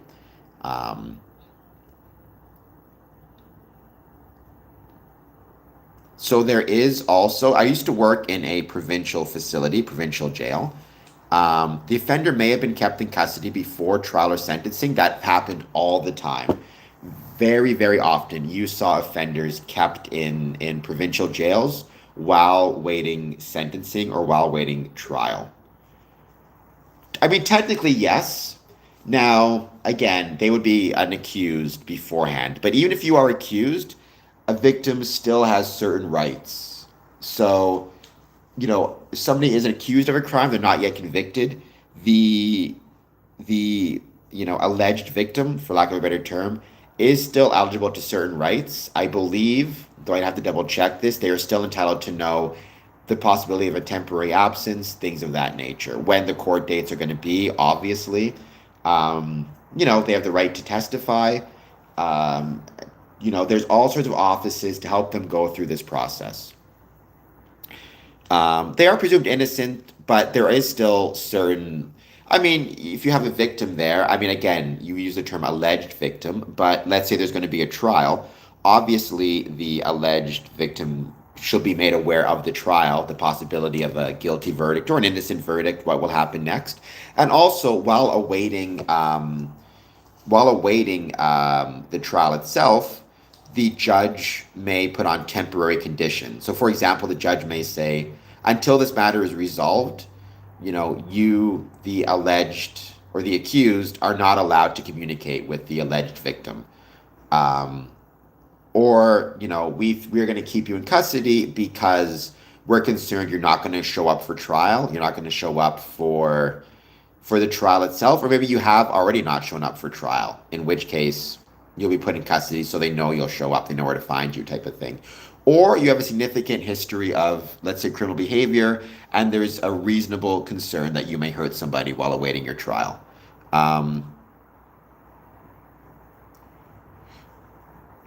Well, I mean, if, so let's say John Smith, let's say I see John Smith steal my car and I call the police and they arrest John Smith for stealing my car and I have it on video that he stole my car. Under the most technical terms, even though I'm obviously literally a victim of car theft and John Smith literally stole my car and I know it happened, under the eyes of the law, theoretically, that person is just alleged to have done it until he's found guilty, or if he's found guilty. And you could argue theoretically, I'm simply the alleged victim, not the actual victim, and under the eyes of the law, because there's not been a conviction. But even so, there are all sorts of programs and services, as there should be, to help guide me through the process from my initial report through to the finding of guilt and services, which you should absolutely avail yourself of. And obviously, the more serious and heinous the crime, a car being stolen is at the end of the day a piece of property. It sucks, but there are far worse crimes that can be committed. I think we know what those are. There are all sorts of victim related services which you should take advantage of. Not even take advantage of, which you should acquire. They're there for a reason. They're there to help you go through the process as it should be. Because the process can be hard to go through. Again, a perfect example at that court case of the SA in Winnipeg. Again, even though, did we have the right? What was the person found guilty who's accused in a court of law? I mean, at that point, no. Did we have a right if we wanted to be in the courtroom? I mean, I suppose. But it's completely fair to be respectful of the alleged victims, quote unquote, rights to provide testimony in the most comfortable way for her to do so. So that's what we did, right? Um, Again, it's like even if the victim, even if the accusation is not proven, I still think it's completely fair for that victim to have, or alleged victim, pick your term, to have supports to go through the process. At the end of the day, if there's a finding of not guilty, then there's a finding of not guilty. But from the time of the initial police report through to the court case, through to the finding of guilt or not guilty, I think it's completely fair to expect somebody to help you go through the process. It makes it easier for everybody. It also helps protect, in some ways, the alleged offender, right? Because that way, everybody on all sides of it, Crown, defense, the accused, the victim, what everybody knows, the process went down fairly, and everybody had a chance to say their piece, and to do so with the supports that they needed. Obviously, an alleged has certain rights as well. Even in this, it talks about, yes, we have to balance the needs of a victim with the offender's rights. And it's possible to find that balance. It's hard, but it is possible. But I think if, heaven forbid, anybody out there has been the victim of a crime or is the victim of a crime, and that includes my Masonic brethren, they need to know that these things are available and they need to know what services are available and the rights that they have from the start of the process through to the end. Um, so, anyways, as I was saying, I worked in a provincial jail. Very often we had inmates in the provincial jail who were alleged to have committed a crime, but they were in court either waiting for their sentencing or waiting for just their trial to be over. Right, an offender who has just been sentenced to a penitentiary term of 2 or more years may remain in a provincial institution for up to 15 days before being transferred to a federal penitentiary. My name is Cameron. This 15-day period allows federally sentenced offenders to attend to their personal affairs, including in some cases filing an appeal. I used to deal a lot with these issues of trying to transfer people from provincial jails to federal jails. And I'd work with them on trying to get them some supports and counseling. Understanding also when they got to the federal side, they would have more social workers and supports there as well. Um, so I did want to talk about programs offered to offenders throughout the sentence, because some of these have to deal with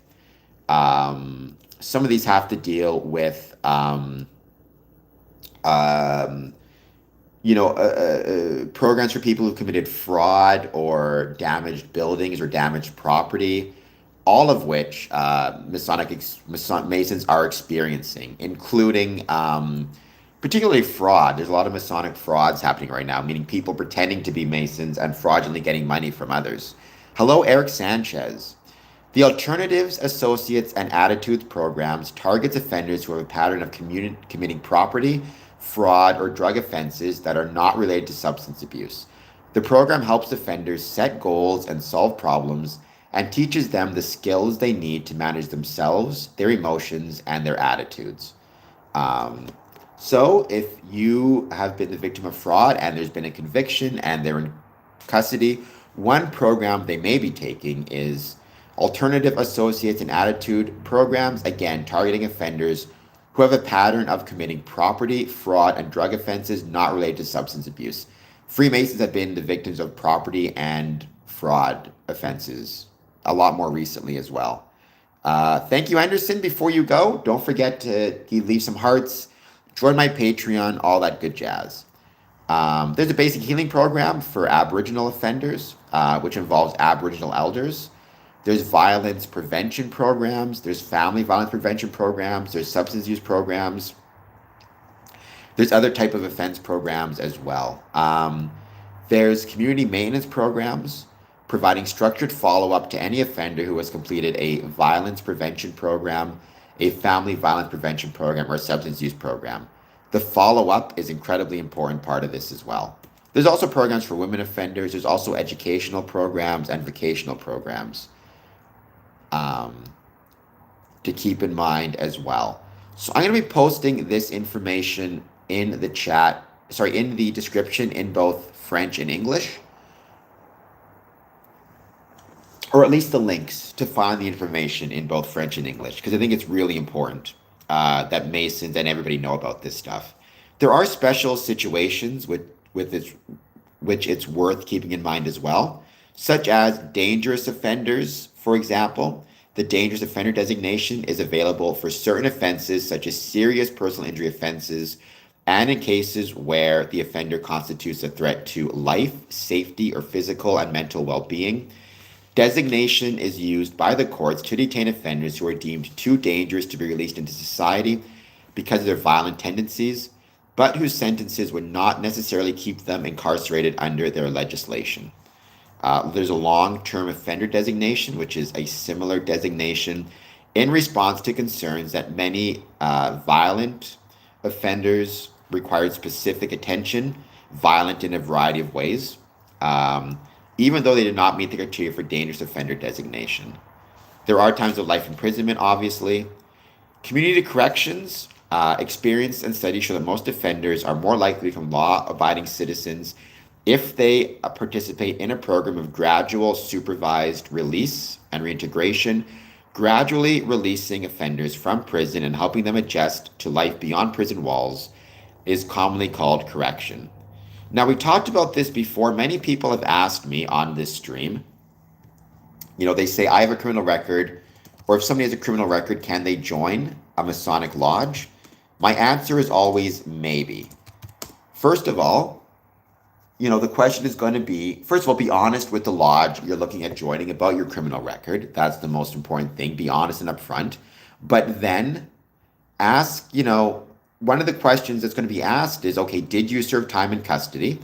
If you did you take any of the programs that were offered to you? What were they? What did you learn from them? Do you think it's helped you be better? What was your time in custody like? Did you, if there was a victim, did you break rules and try to contact the victim or intimidate the victim, or did you, comply with the court's ruling, both before you were found guilty, during, let's say, the bail process, and then when you were found guilty? Did you go through community corrections? Were you supervised in the community? Did you comply with your probation officer? What steps are you taking to try and be a better person? If you can answer those questions, then leave it up to the lodge to decide. They may decide, he's worked hard to do his best, or he has, the lodge can decide. What you need to do is talk to and make sure the lodge knows the steps you've taken to try and turn your life around, the programs you've taken, the community support you've engaged with. Have you followed through with probation, with corrections, whatever else it might be? Um, they have contact information if you've been a victim of crime and where to contact them provincially. So you different areas. And again, this has just been published, so I will be posting this information in the description to this video because I think it's something everybody needs to know and everybody should know. Thank you all so much for being here. As always, please take a moment, hit like, hit subscribe. Any thoughts you have on Freemasonry, positive, negative, and neutral, I'd love to hear it. And let's give it a bit of time and let's wait to see who joins.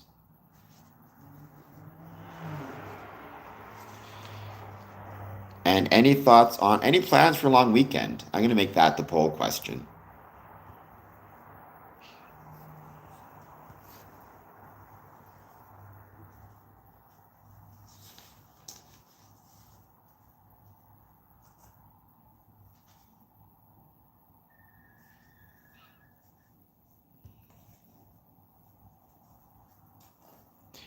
I mean, I don't think anybody should smoke. It's obviously bad for your health, but I've smoked in the past. So yeah, Freemasons smoke.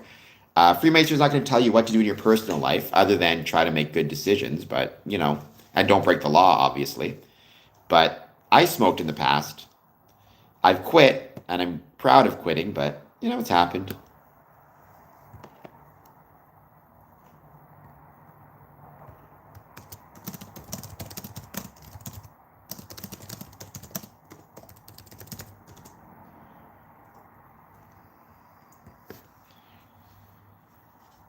Actually, one of the fun questions we asked is, what's your favorite activity for a long weekend?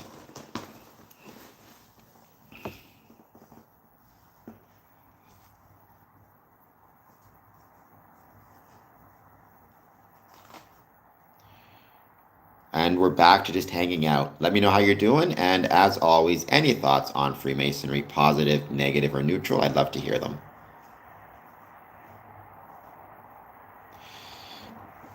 I don't think so. I think it can for some, but not for me.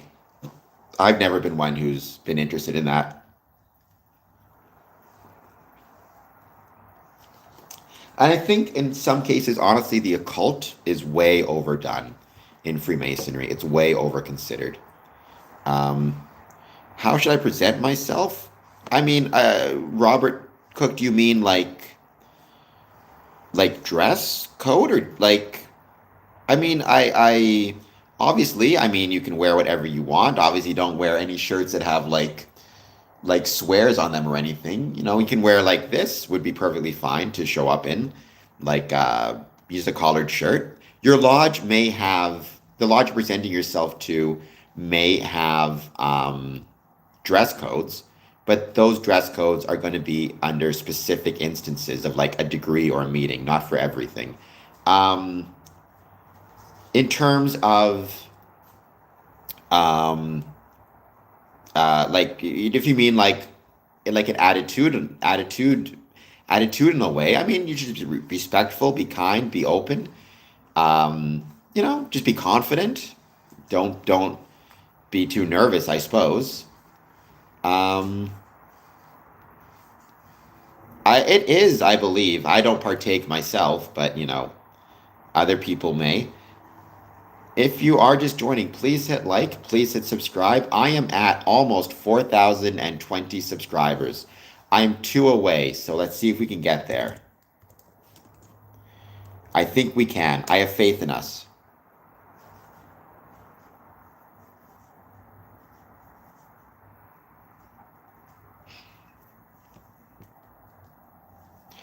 If you did say you have plans, let me know what they are. We have one yes and one no, so.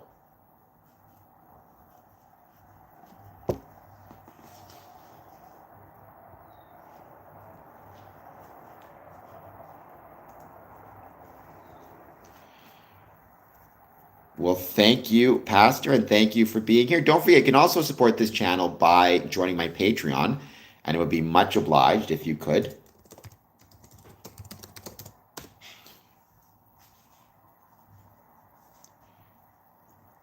I mean, so again, if the lodge may have a dress code for meetings, it may be, you have to wear a suit and tie, whatever it is, but that's for meetings.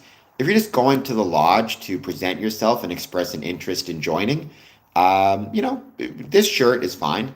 When I went, I think I just had a t-shirt on, just to say I was interested in joining. Um, I mean, and if you want to join, hey, no time like the present, right? But obviously, join when you're comfortable and when you think you're ready as well. It may have been 20 years ago, you just weren't ready yet, which is perfectly fine.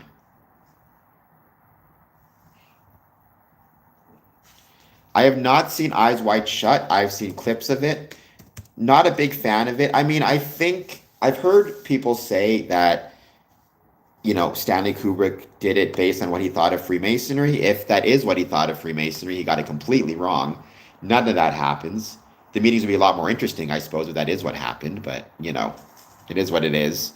I don't know. This is okay, I guess. I'm not a big Kubrick fan as a general rule.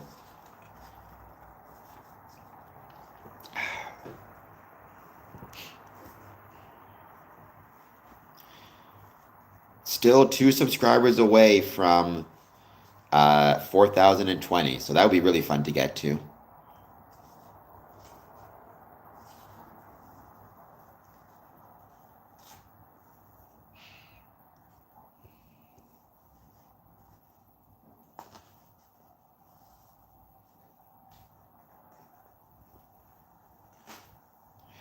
Hello, Paul. Thank you for being here.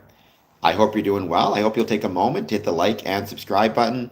Any thoughts you have on Freemasonry, positive, negative, or neutral, I'd love to hear it, and I'm grateful that you joined.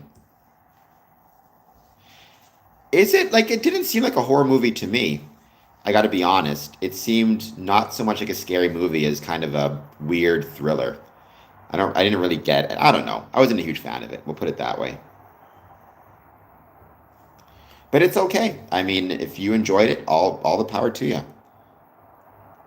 Yes, pterodactyl. I agree. It's totally free. So what do you have to lose?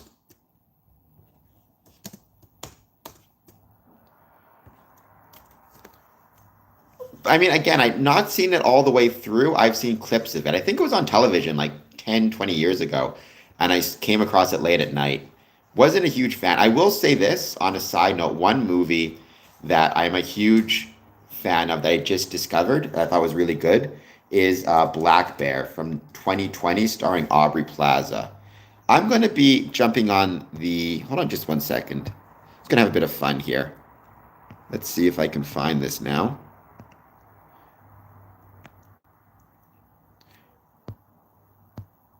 Can you see it back there? No, no, it's not quite. That is my green screen. It says Square Income's Promotions 4,003 subs. I've gone up a lot since then, but the earth is not flat, Midnight Squirrel. I'm very sorry to disappoint you. The earth is not flat. I hope that you will take a moment to hit like, hit subscribe, and let me know if you have any thoughts on Freemasonry, positive, negative, or neutral. I'd love to hear it. Um, I have seen The Ninth Gate again so long ago. It's with Johnny Depp, right? He's looking for a book. I enjoyed it, but it's been so long. Like, I remember so little from it. Um, but check out Black Bear. That's my advice. Oh, we're one away from 4,020. Help a brother out.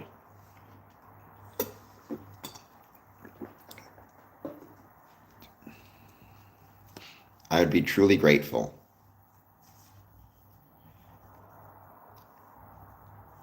I'm a globe earth conspiracist. I suppose I am.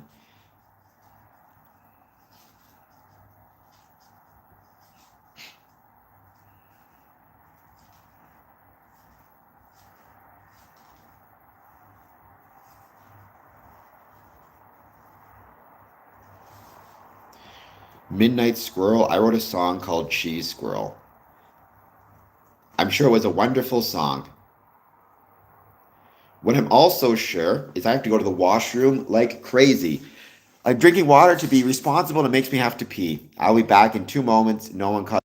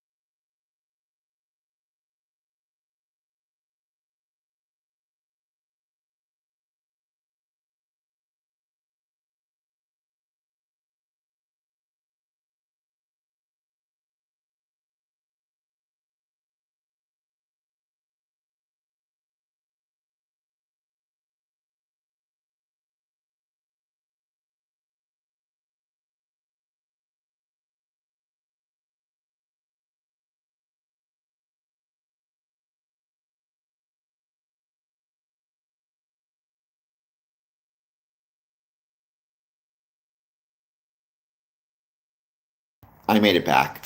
So we're just going to hang out for a bit longer. We'll see who else joins. I do have to do some work. I have a degree coming up tonight, but we'll hang out for a bit longer, see who joins. 7 votes. Yes, 57%. No, 43%.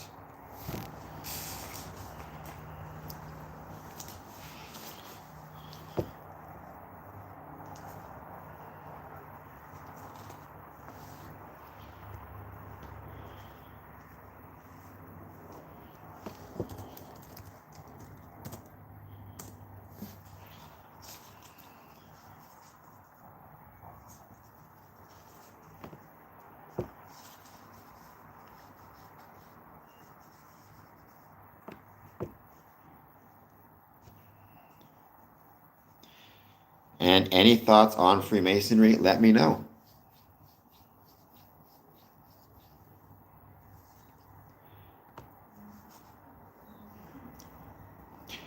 It went pretty well, Robert. I'm still waiting to hear a few more things from them. There are some, I guess, concerns, so we don't know for sure. Nothing major, nothing's going to affect me normally, but I guess could be an issue for donation. So they're just running some more tests. I've said this before. One conspiracy theory that I've been hit with since I started this process, which is absolutely driving me insane, is this idea that they are doing this for money, or they're trying to steal my kidney, or they're not being honest, or they're pressuring me into it. I can assure you, the donor team has been nothing but careful, respectful about me and my safety and my health. They're not trying to pressure me to do anything. If anything, they're being very honest and upfront about all the risks that are involved. This idea, I've even heard some people say, and it's really dumb, say that because I'm an organ donor, they'll just not just take my kidney, but they'll take everything and then claim that, there was an accident on the table. None of that stuff is true. I've not been pressured in any way. It's 100% clear that the donor team is completely on my side. When I say side, I mean they're not concerned with or thinking about the recipient. The recipient, it's like he has his own team. They're concerned with my health, my well-being. Am I going to be okay? So yeah, but they've always been great. It was a really interesting day. Like, oh, pterodactyl, you can't send links on the chat. I'm not gonna be able to see it. YouTube is pretty strict about that. But if you leave a comment on a video, I'll see it that way. So just leave your link on a comment on a video. Even then, though, keep in mind YouTube tends not to like that. So it might ding your channel if you do that too much. YouTube can knock that stuff. So just be careful.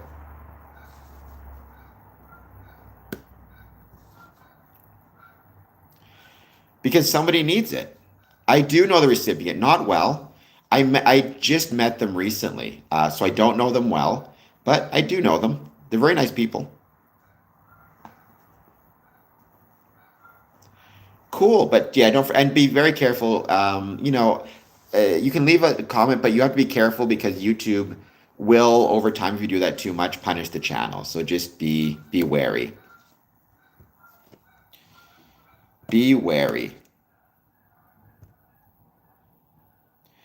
I mean, I don't. He needs a kidney because he needs a kidney. I don't want to go into his medical stuff, but people need kidneys for different reasons, right? It's not my place to necessarily even ask him, because if the doctor says he needs it and the doctor's willing to put it in somebody, then that's what matters.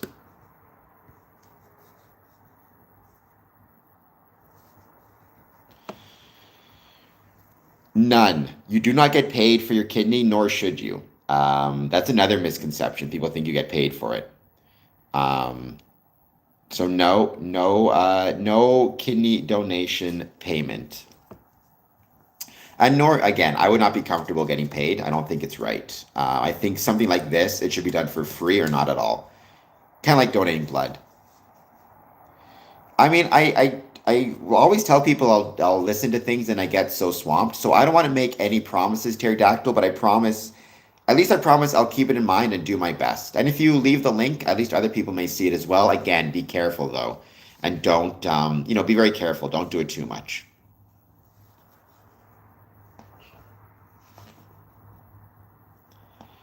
I mean, that's fair, Korsakov, and that is certainly a good thing to do, to think to yourself, like, what if a family member needs one? So completely understandable.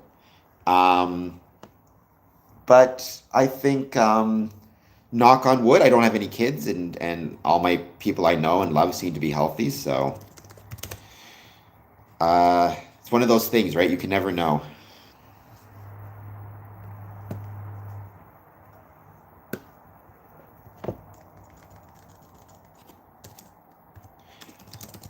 Please don't forget. And another thing I'll say is I don't get any money, Pastor, nor should I, but I will say it's not going to cost me anything either, because if for every, like when I have to take a trip to, I had to, for example, get testing done in London. I had to take a bus there, and then I had to get meals while I was there. There's a program that covers all of those costs. So I do want to keep that in mind. It doesn't, there is a cost. Sorry, any costs, I get reimbursed for them. So, I mean, I have a ton of books on Freemasonry Servant, but I would say if you're looking for a book recommendation, I would start with, it's a great book. It's called Freemasonry for Dummies by Christopher Hodap. It's really good. Has Freemasonry changed my perspective on life? That's a really good question. I don't know, because I joined 20 years ago. And so trying to remember what my perspective was like 20 years ago versus now, it's so tough. Um, Gosh, I don't know. I think it's given me more temperance, which is something I struggle with. I tend to not be a very temperate person. When things are going well, I tend to get excited. When things are going not well, I tend to get despondent. Temperance is a virtue, though. So, and it's made me, I think, remind me of charity. Like, I don't necessarily know if I would be as quick to donate my kidney if I was not a Freemason, because I um, I saw the sign of the person asking for the kidney while I was coming back from a Masonic Lodge meeting. So I had kind of charity maybe on my mind more at that time. No worries, it's not your bad. I mean, I get it. I've produced a lot of things. I'm always asking people to listen, to like, to subscribe, to comment. So I 1000% get it. Don't get me wrong. I'm just saying I don't like to promise, because I've told people in the past, I'll listen to this, I'll listen to that, and then I never get around to it, and then I feel kind of bad. Um, but. So if you're not the right blood type, then you can't donate to the person. But even if you are the right blood type, that doesn't mean you can automatically donate. There's still more testing that needs to be done. What I will say, though, is you can also donate anonymously. I've actually had two Masons contact me and say, after I started talking about blood donate or kidney donation, telling me that they have grandchildren who were saved by living kidney donors who donated anonymously. So I thought that was really cool. A little cool note to keep in mind. So maybe it's something you're interested in doing. But either way, please, if you can, donate. Make sure you are an organ donor. I think every Mason should be one. I think we should also donate blood as much as we can, or plasma, whatever it might be.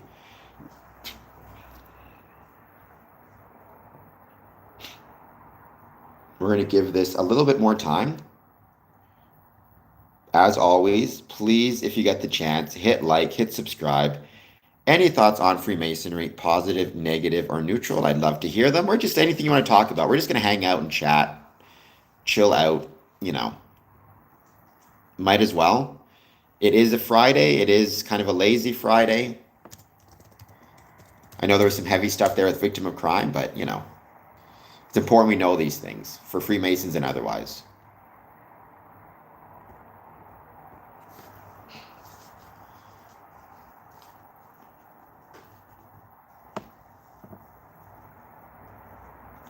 No, pterodactyl, absolutely not. I don't think it'd be ethical to take two kidneys from somebody. But no, no, no, no. You're going to be fine. Honestly, pterodactyl, just give me a 99-cent super chat. That'd be perfectly fine. That's all I need. I don't need your kidneys, but I appreciate it.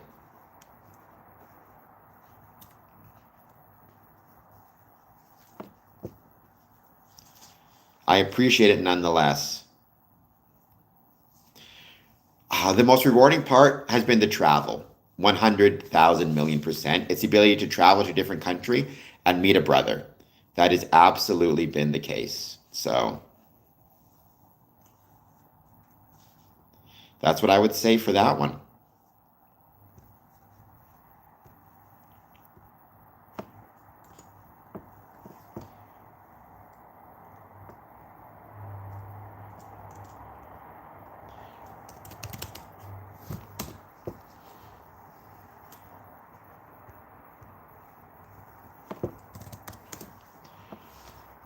And that I think if you as a Freemason are not traveling, you are missing out on so much.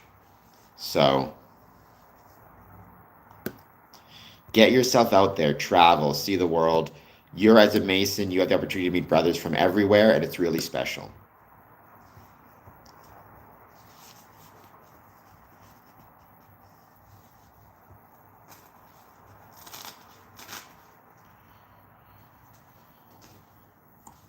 We're going to be giving it a bit more time. Lazy Fridays are nice. Um,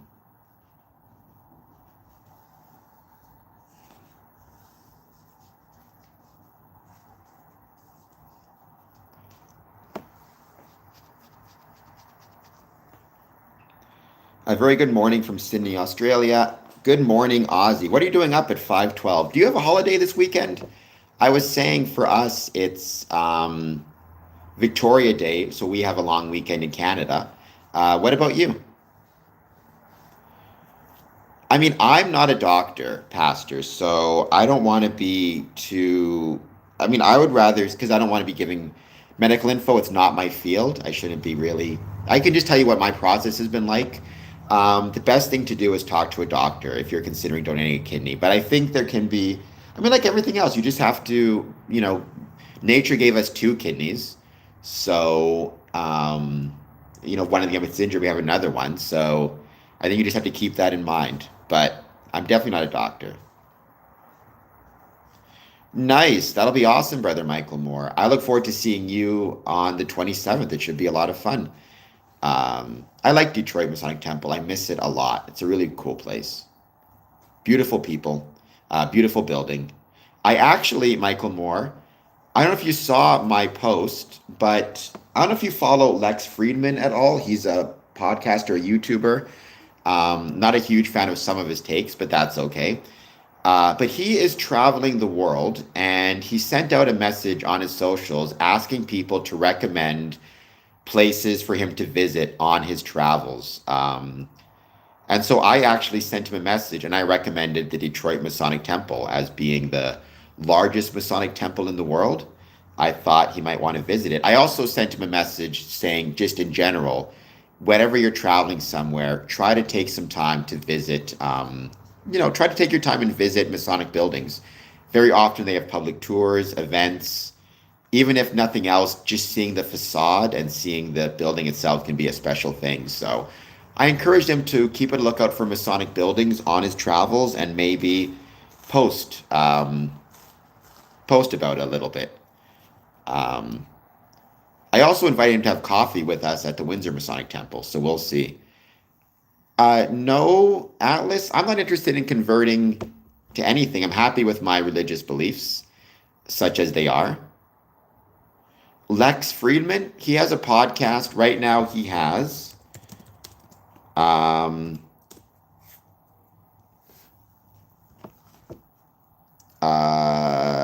Try to find his YouTube page.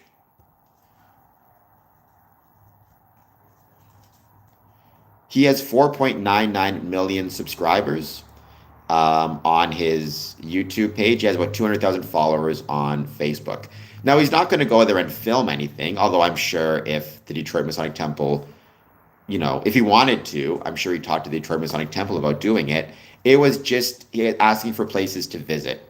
But I recommended just visiting Masonic buildings in general, wherever he's traveling. But certainly the biggest The biggest one in the world is worth it.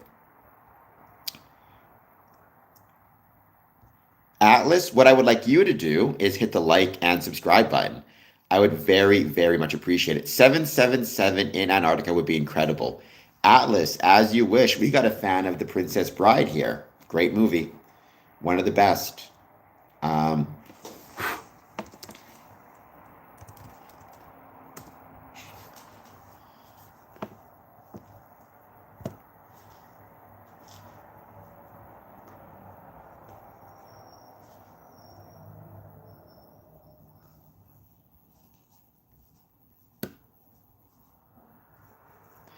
Thank you for the claps. That's incredibly kind of you.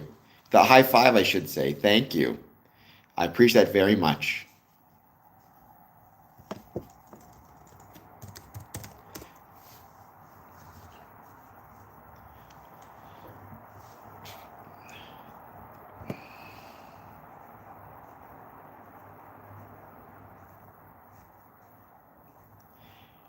And I hope that you are doing well. Let me know how it's going. If you any plans for a long weekend.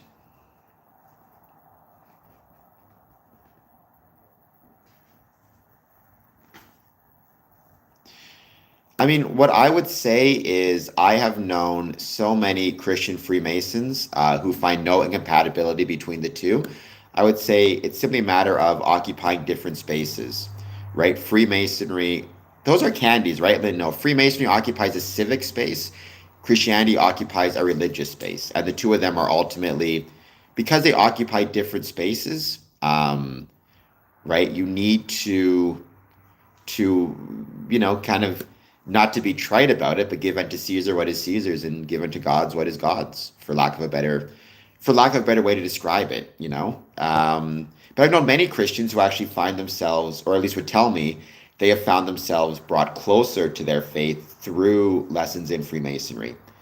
Um, but there has been literally thousands, if not hundreds of thousands, if not millions of Masonic Christians.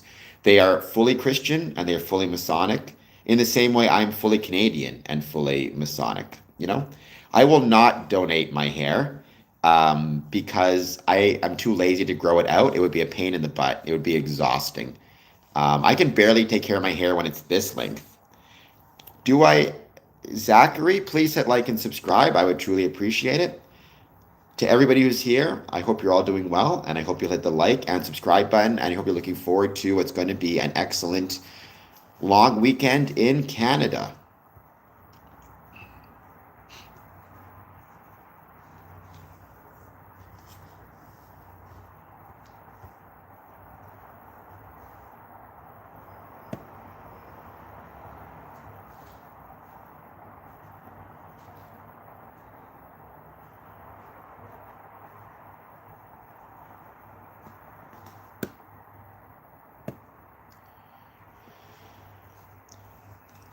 Hold off it.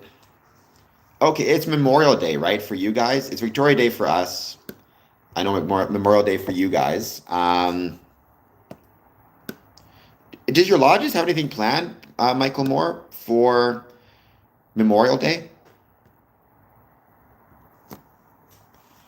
Nice. What do you have, or what do you have planned? Anything specific?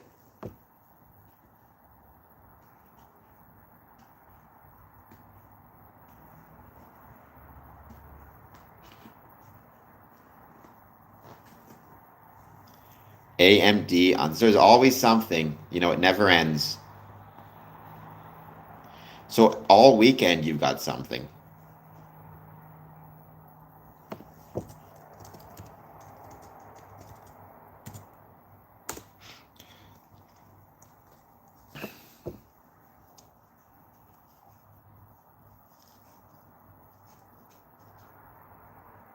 Are you going to be doing anything at AMD or Grotto specifically for, like, are you going to be referencing the Memorial Day at all or having a barbecue or any particular plans for those days? I mean, I would, in some ways, what I would do is probably I would defer my statement to, I would defer my statement to a quote unquote true Christian Freemason, because I'm not, necessarily Christian. But I would again say my experiences is that there's been a sufficient number of Christian Freemasons, including some who've been bishops and chaplains and pastors, that it seems crazy to me, that it would not be you could not be both a true Christian and a true um, Freemason. I mean, again, the way I would describe it is I am 100% a Freemason and I am 100% a Canadian. And I'm 100% a horror movie fan. And I am 100% a professional wrestling fan. And I'm 100% a neighbor, right? It's not that Freemasonry takes away from any of those other things or is in competition with any of those other things. In some ways, Freemasonry encourages me in those other things. But the point is, within Freemasonry, um, every, it's one of those situations where I am able to, like, you're 100% a Mason and you're 100% a Christian and you're 100% a neighbor and 100% of this, 100% of that. Freemasonry does not detract from your ability to be anything else, right? I think that's a really important thing to keep in mind. Thank you, Pterodactyl. I appreciate that. I try my best. I don't always succeed, but I do try my best. If you want to support the channel, again, super chat, a like, a subscribe, anything like that would be much obliged.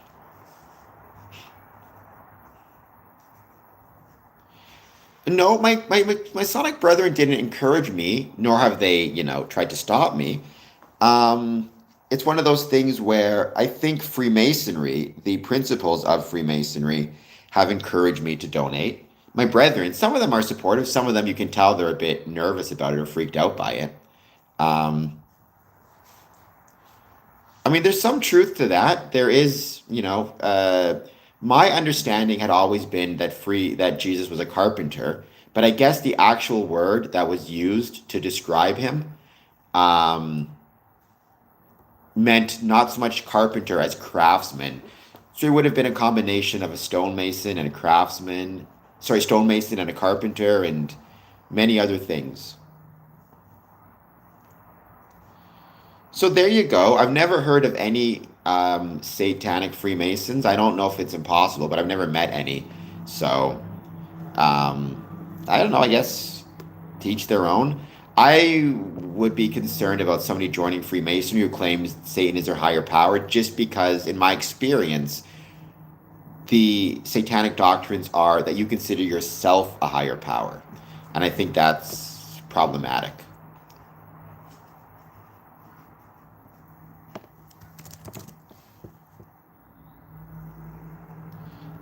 Thank you so much for that, Michael Moore. Although I should warn you in advance, I might not be sharing the kidney, right? We don't know yet. We're still in the testing process.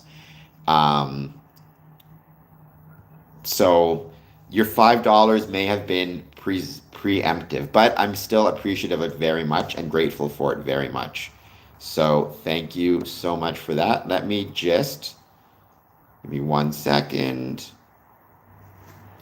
And I have talked a lot about this stream about how to go about it, at least in Canada, and my experience. I think it's a valuable thing that for people to know.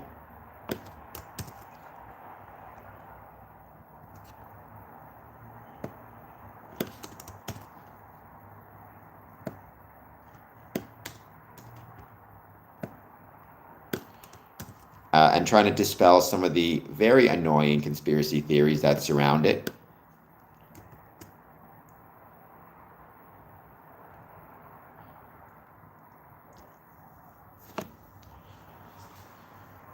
At bro.michael_e._more-32 member, 6 months. Number 15 United States dollars. Some positive karma for sharing your kidney.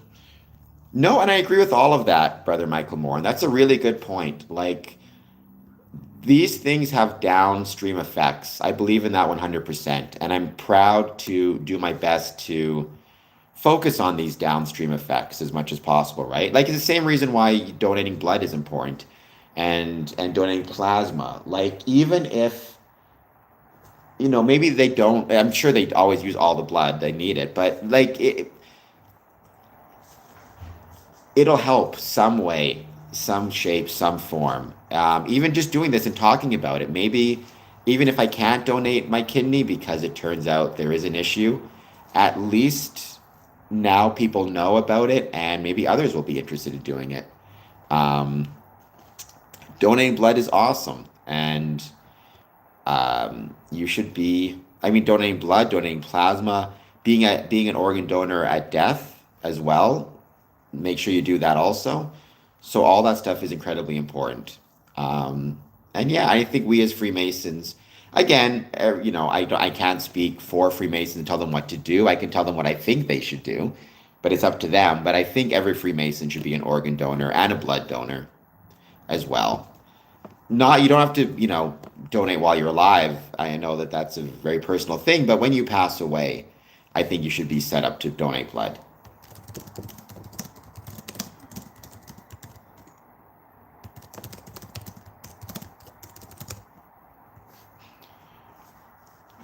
Good, Michael Moore, as you should be. Um, I am as well. I've got it on my health card, my registration, and then I've also got it in my will. I really want to make sure it was included in my last will and testament, and then I've also got it in my um, I let my executors know.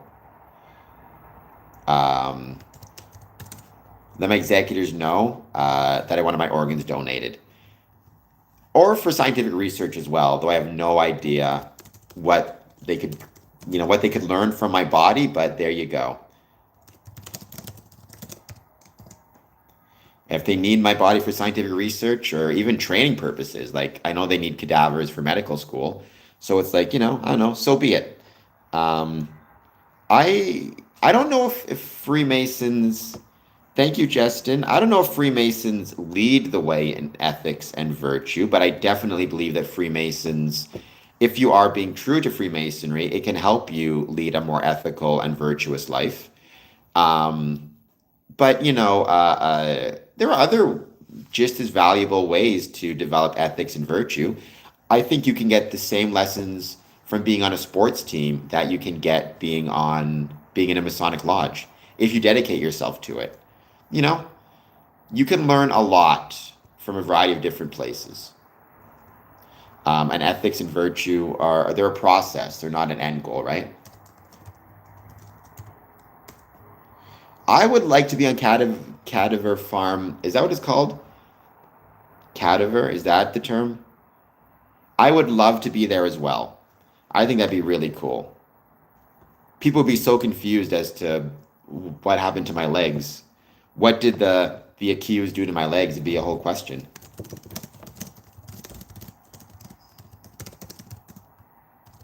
Cadaver. Okay, yes, that's right.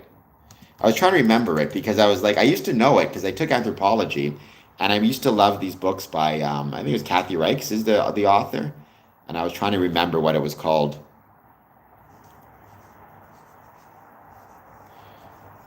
Zachary, I have no idea what any of that means, but okay.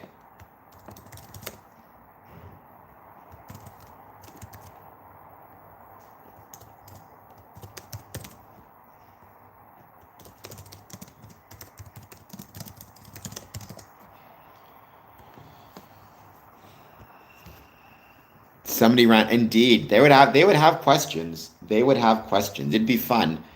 It would be fun to see the theories as they developed. That's for sure. It would keep things interesting. By the way, right now in Cape Town, South Africa, the 20th World Conference of Regular Lodges is taking place. I know a lot of people going to it. I hope you're having safe travels. A little bit scary traveling right now, especially if you have to do it, in the Middle East. So thinking of all of you and hope you're all doing okay. Um, I, the Masons would say either you fall on the stone or the stone falls on you. But yeah, there's some truth to what you're saying. Thank you. My friend Igor gave me these shirts. He gave me three of these shirts. They all look exactly the same, but I love them. So, yeah, I keep wearing them because they're super comfortable.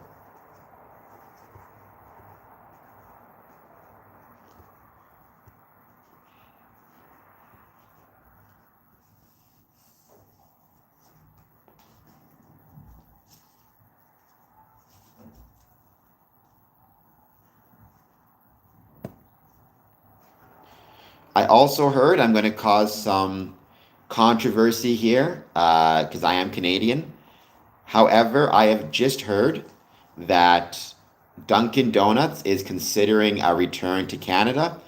I think Dunkin' Donuts is better than Tim Hortons. Yes, I said it. I think they have better coffee and better donuts. I'm not ashamed. I'm here living my truth. So I'm very excited and I hope they come. I look forward to seeing Dunkin' Donuts. Dunkin', you don't support me or sponsor me at all. However, if you want to, I would really appreciate it. I would gladly take a Dunkin' Donuts sponsorship and would be grateful. Bring back 4 dozen Dunkin' Donuts. Nice. I remember. I think I've given this story before. I was in Bogota, Colombia. I flew from Bogota, Colombia to Chicago on the coldest day of the year, and I was waiting to catch my bus um, to Windsor, and I actually had 12 hours to kill from when my plane landed in Chicago to when my bus left. And it's freezing outside, and I remember I had like no money. I was broke. And I'm thinking to myself, do I stay in the airport because I can't go outside? I'll freeze to death and just starve because I couldn't afford to buy anything at the airport. It was so expensive. I was looking at the Dunkin' Donuts and thinking to myself, like, oh, a coffee and a donut would be incredible right now, but I didn't want to spend the money. And then I remembered um, my friends at Glenview Masonic Temple were having a event that day, and I had enough money for bus fare. So I took the bus, like the city bus, from the airport to the Glenview Masonic Temple. I had to transfer. Anyways, I get there and I go down to their refreshment area, and they had a full platter of like coffee and donuts, all from Dunkin' Donuts, and then Portello's beef and chicken, and I ate until I was stuffed because I'd been starving, and then I got to go catch the bus back home. A good example of Freemasonry being there for me and why traveling is so important. Oh, so maybe Michael Moore, we should ask if we can get Tim Hortons to put a Tim's next to you, and we'll get Dunkin' Donuts to put a Dunkin' next to me. Because I don't even know, are there any Dunkin' Donuts? Like, how many Dunkin' Donuts are there in Michigan? Like, recall any. I don't recall any Dunkin' Donuts in Detroit anywhere. I know whenever I go to Chicago, it's the first place I stop. In Chicago is a Dunkin' Donuts because there's one at Union Station. So yes, Elsa, Canada runs on Dunkin'. My channel runs on super chats, subscriptions, gifts, and thumbs up. So do all of the above. Oh, you lucky son of a gun. Brother Michael Moore, what one walking distance from his house. It's funny how um well, Sam is incorrect, and you can tell her I said that. It's funny how, like in Chicago, all of these all these Dunkin' Donuts are like right downtown. I can think of like 4 Dunkin' Donuts downtown Chicago. Yet Detroit, none of them seem to be downtown. I wonder why that is. I'm sure there's a reason of some sort. I've never tried Big B, but maybe I'll give it a shot. I'm sure it's delicious. Is it a coffee place or a donut place or both? Probably. But I mean, I would think it would be more expensive to have a shop in downtown Chicago or sorry, more expensive to have a shop in downtown Chicago than downtown Detroit, or at least a franchise. Hello, T-Bone. Thank you for being here. Well, I will try Big B because I love coffee and pastries. I think it's incredible. So if I could try it, I would love to.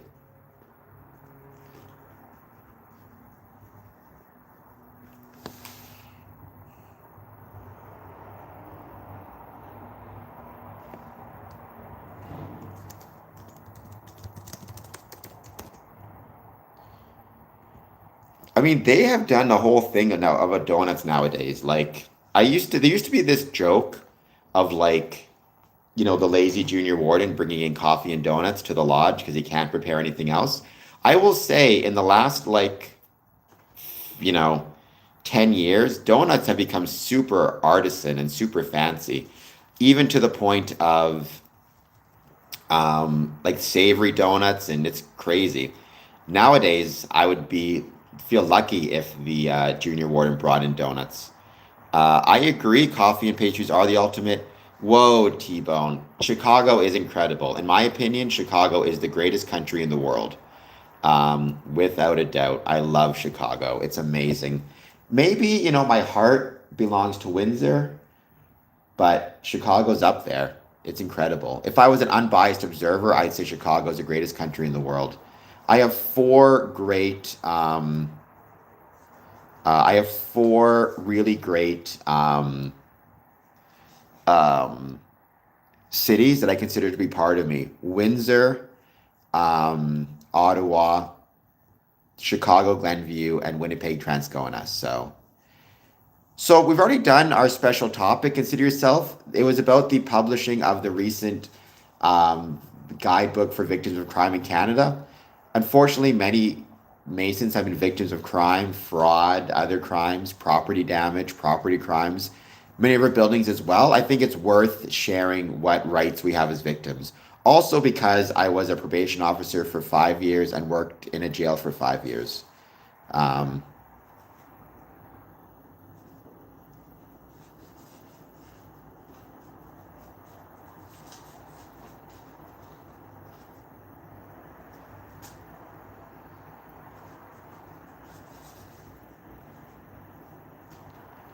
Spaghetti and meatballs sounds awesome. Spaghetti and meatballs sounds awesome. I'm not really a crime buff, no. I lived crime, right? I was a probation officer, worked in a jail, so I lived it. So when you live it, it's not one of those things where you necessarily feel like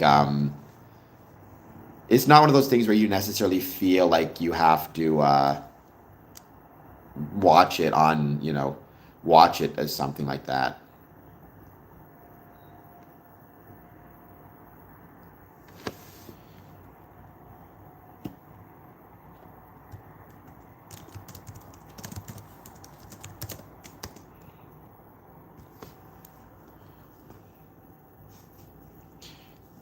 I don't think I've ever, where is Wayne, Michigan? I don't think I've ever been there, to be honest.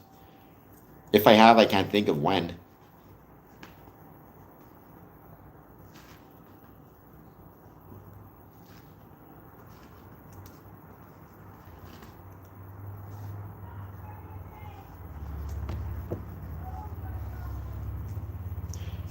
Michigan Avenue West. Okay, thank you, Hypno. Yes, we're actually now at 4,020. So we're growing. We're on the road to 5,000.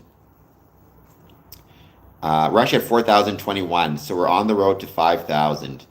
Um, I had a real like uptick there for a while and then it kind of dropped down again, or like it's didn't drop, but it slowed. We're gonna see if we can get that uptick going once again. I think it'd be incredible.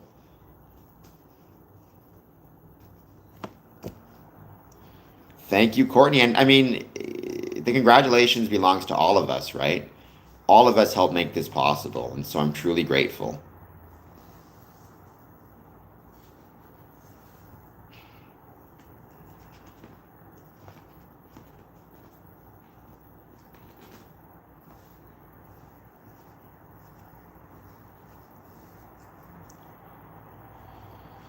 Have many Latinos moved to Canada? I mean, I don't think our I mean I don't know. I don't know what the immigration numbers are. I mean, to me, come one, come all.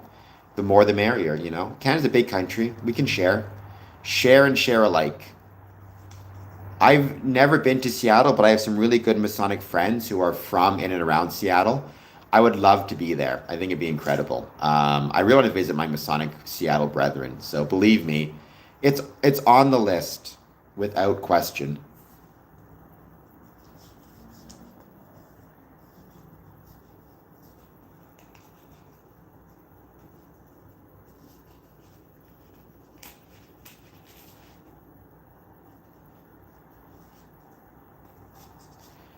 No worries, Michael. We're going to be ending this stream pretty soon, anyways. It's been a blast, but I do have a bunch of work to do as well. So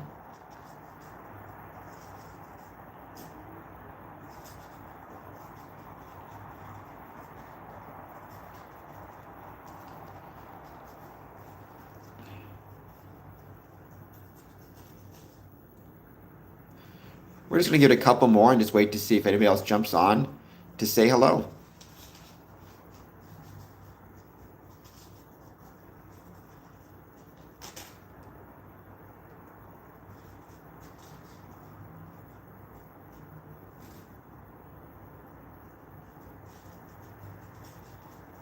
Hello, White Morpheus. Thank you for being here. I hope you're doing well. I think you're new to the stream, so please hit like, please hit subscribe. Um, well, I don't know what you are. What you are is somebody on my channel, so I'm guessing a Matrix fan as well.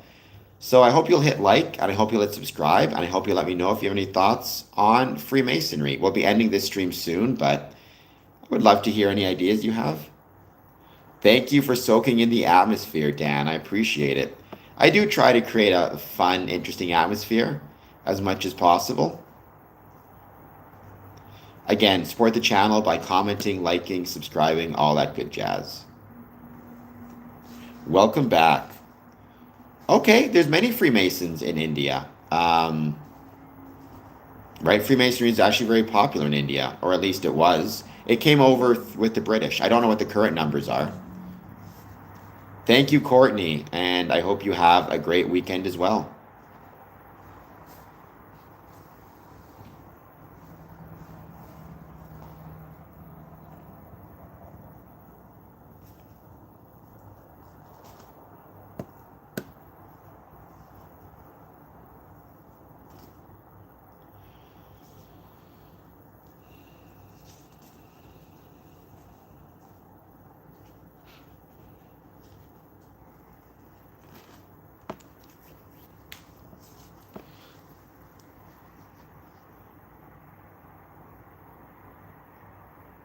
No worries. I can do that. I mean, honestly, the best thing to do is I just figured, I mean, my background is boring. What this says is Square Compass Promotions. And then below it says 4,003 subs. That's how many subs I had a couple days ago. It's gone up since then. Unfortunately, though, I didn't have it the right size. But it still looks better than my non-green screen. Sometimes I like to try something different. Nice, Brother Michael Moore. Yeah, I mean, the best thing to do, though, is swing by the Masonic Temple any Wednesday. Doors should be open, and you can do some. There'll always be somebody there who can help you. There'll always be some rituals. So check it out.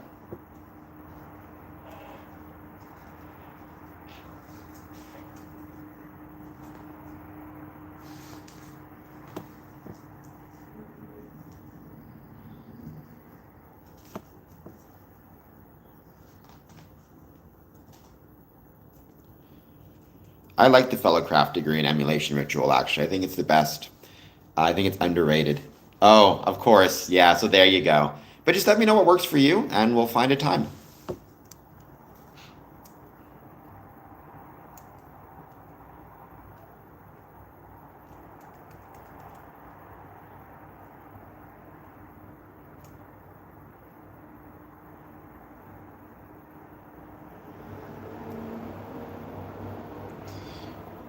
All right, guys. I think we'll end this stream now. Thank you all so much for being here. I promise, though, we'll be back soon. I usually don't do 1 a.m. Friday streams or weekend live streams, but I do sometimes post content or always post content. So pay attention to that. And I may do a stream on my personal channel, youtube.com/@CameronAdamson.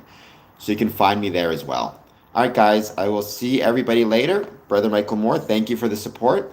And I will be posting on the description to this video when I get the chance all the information. Well, wardens are Masons, but not at the jail I worked at. All the information about victims of crime and the rights you have and the resources available to you. All right, guys. Talk to you later. Have a great weekend. I hope you enjoy it.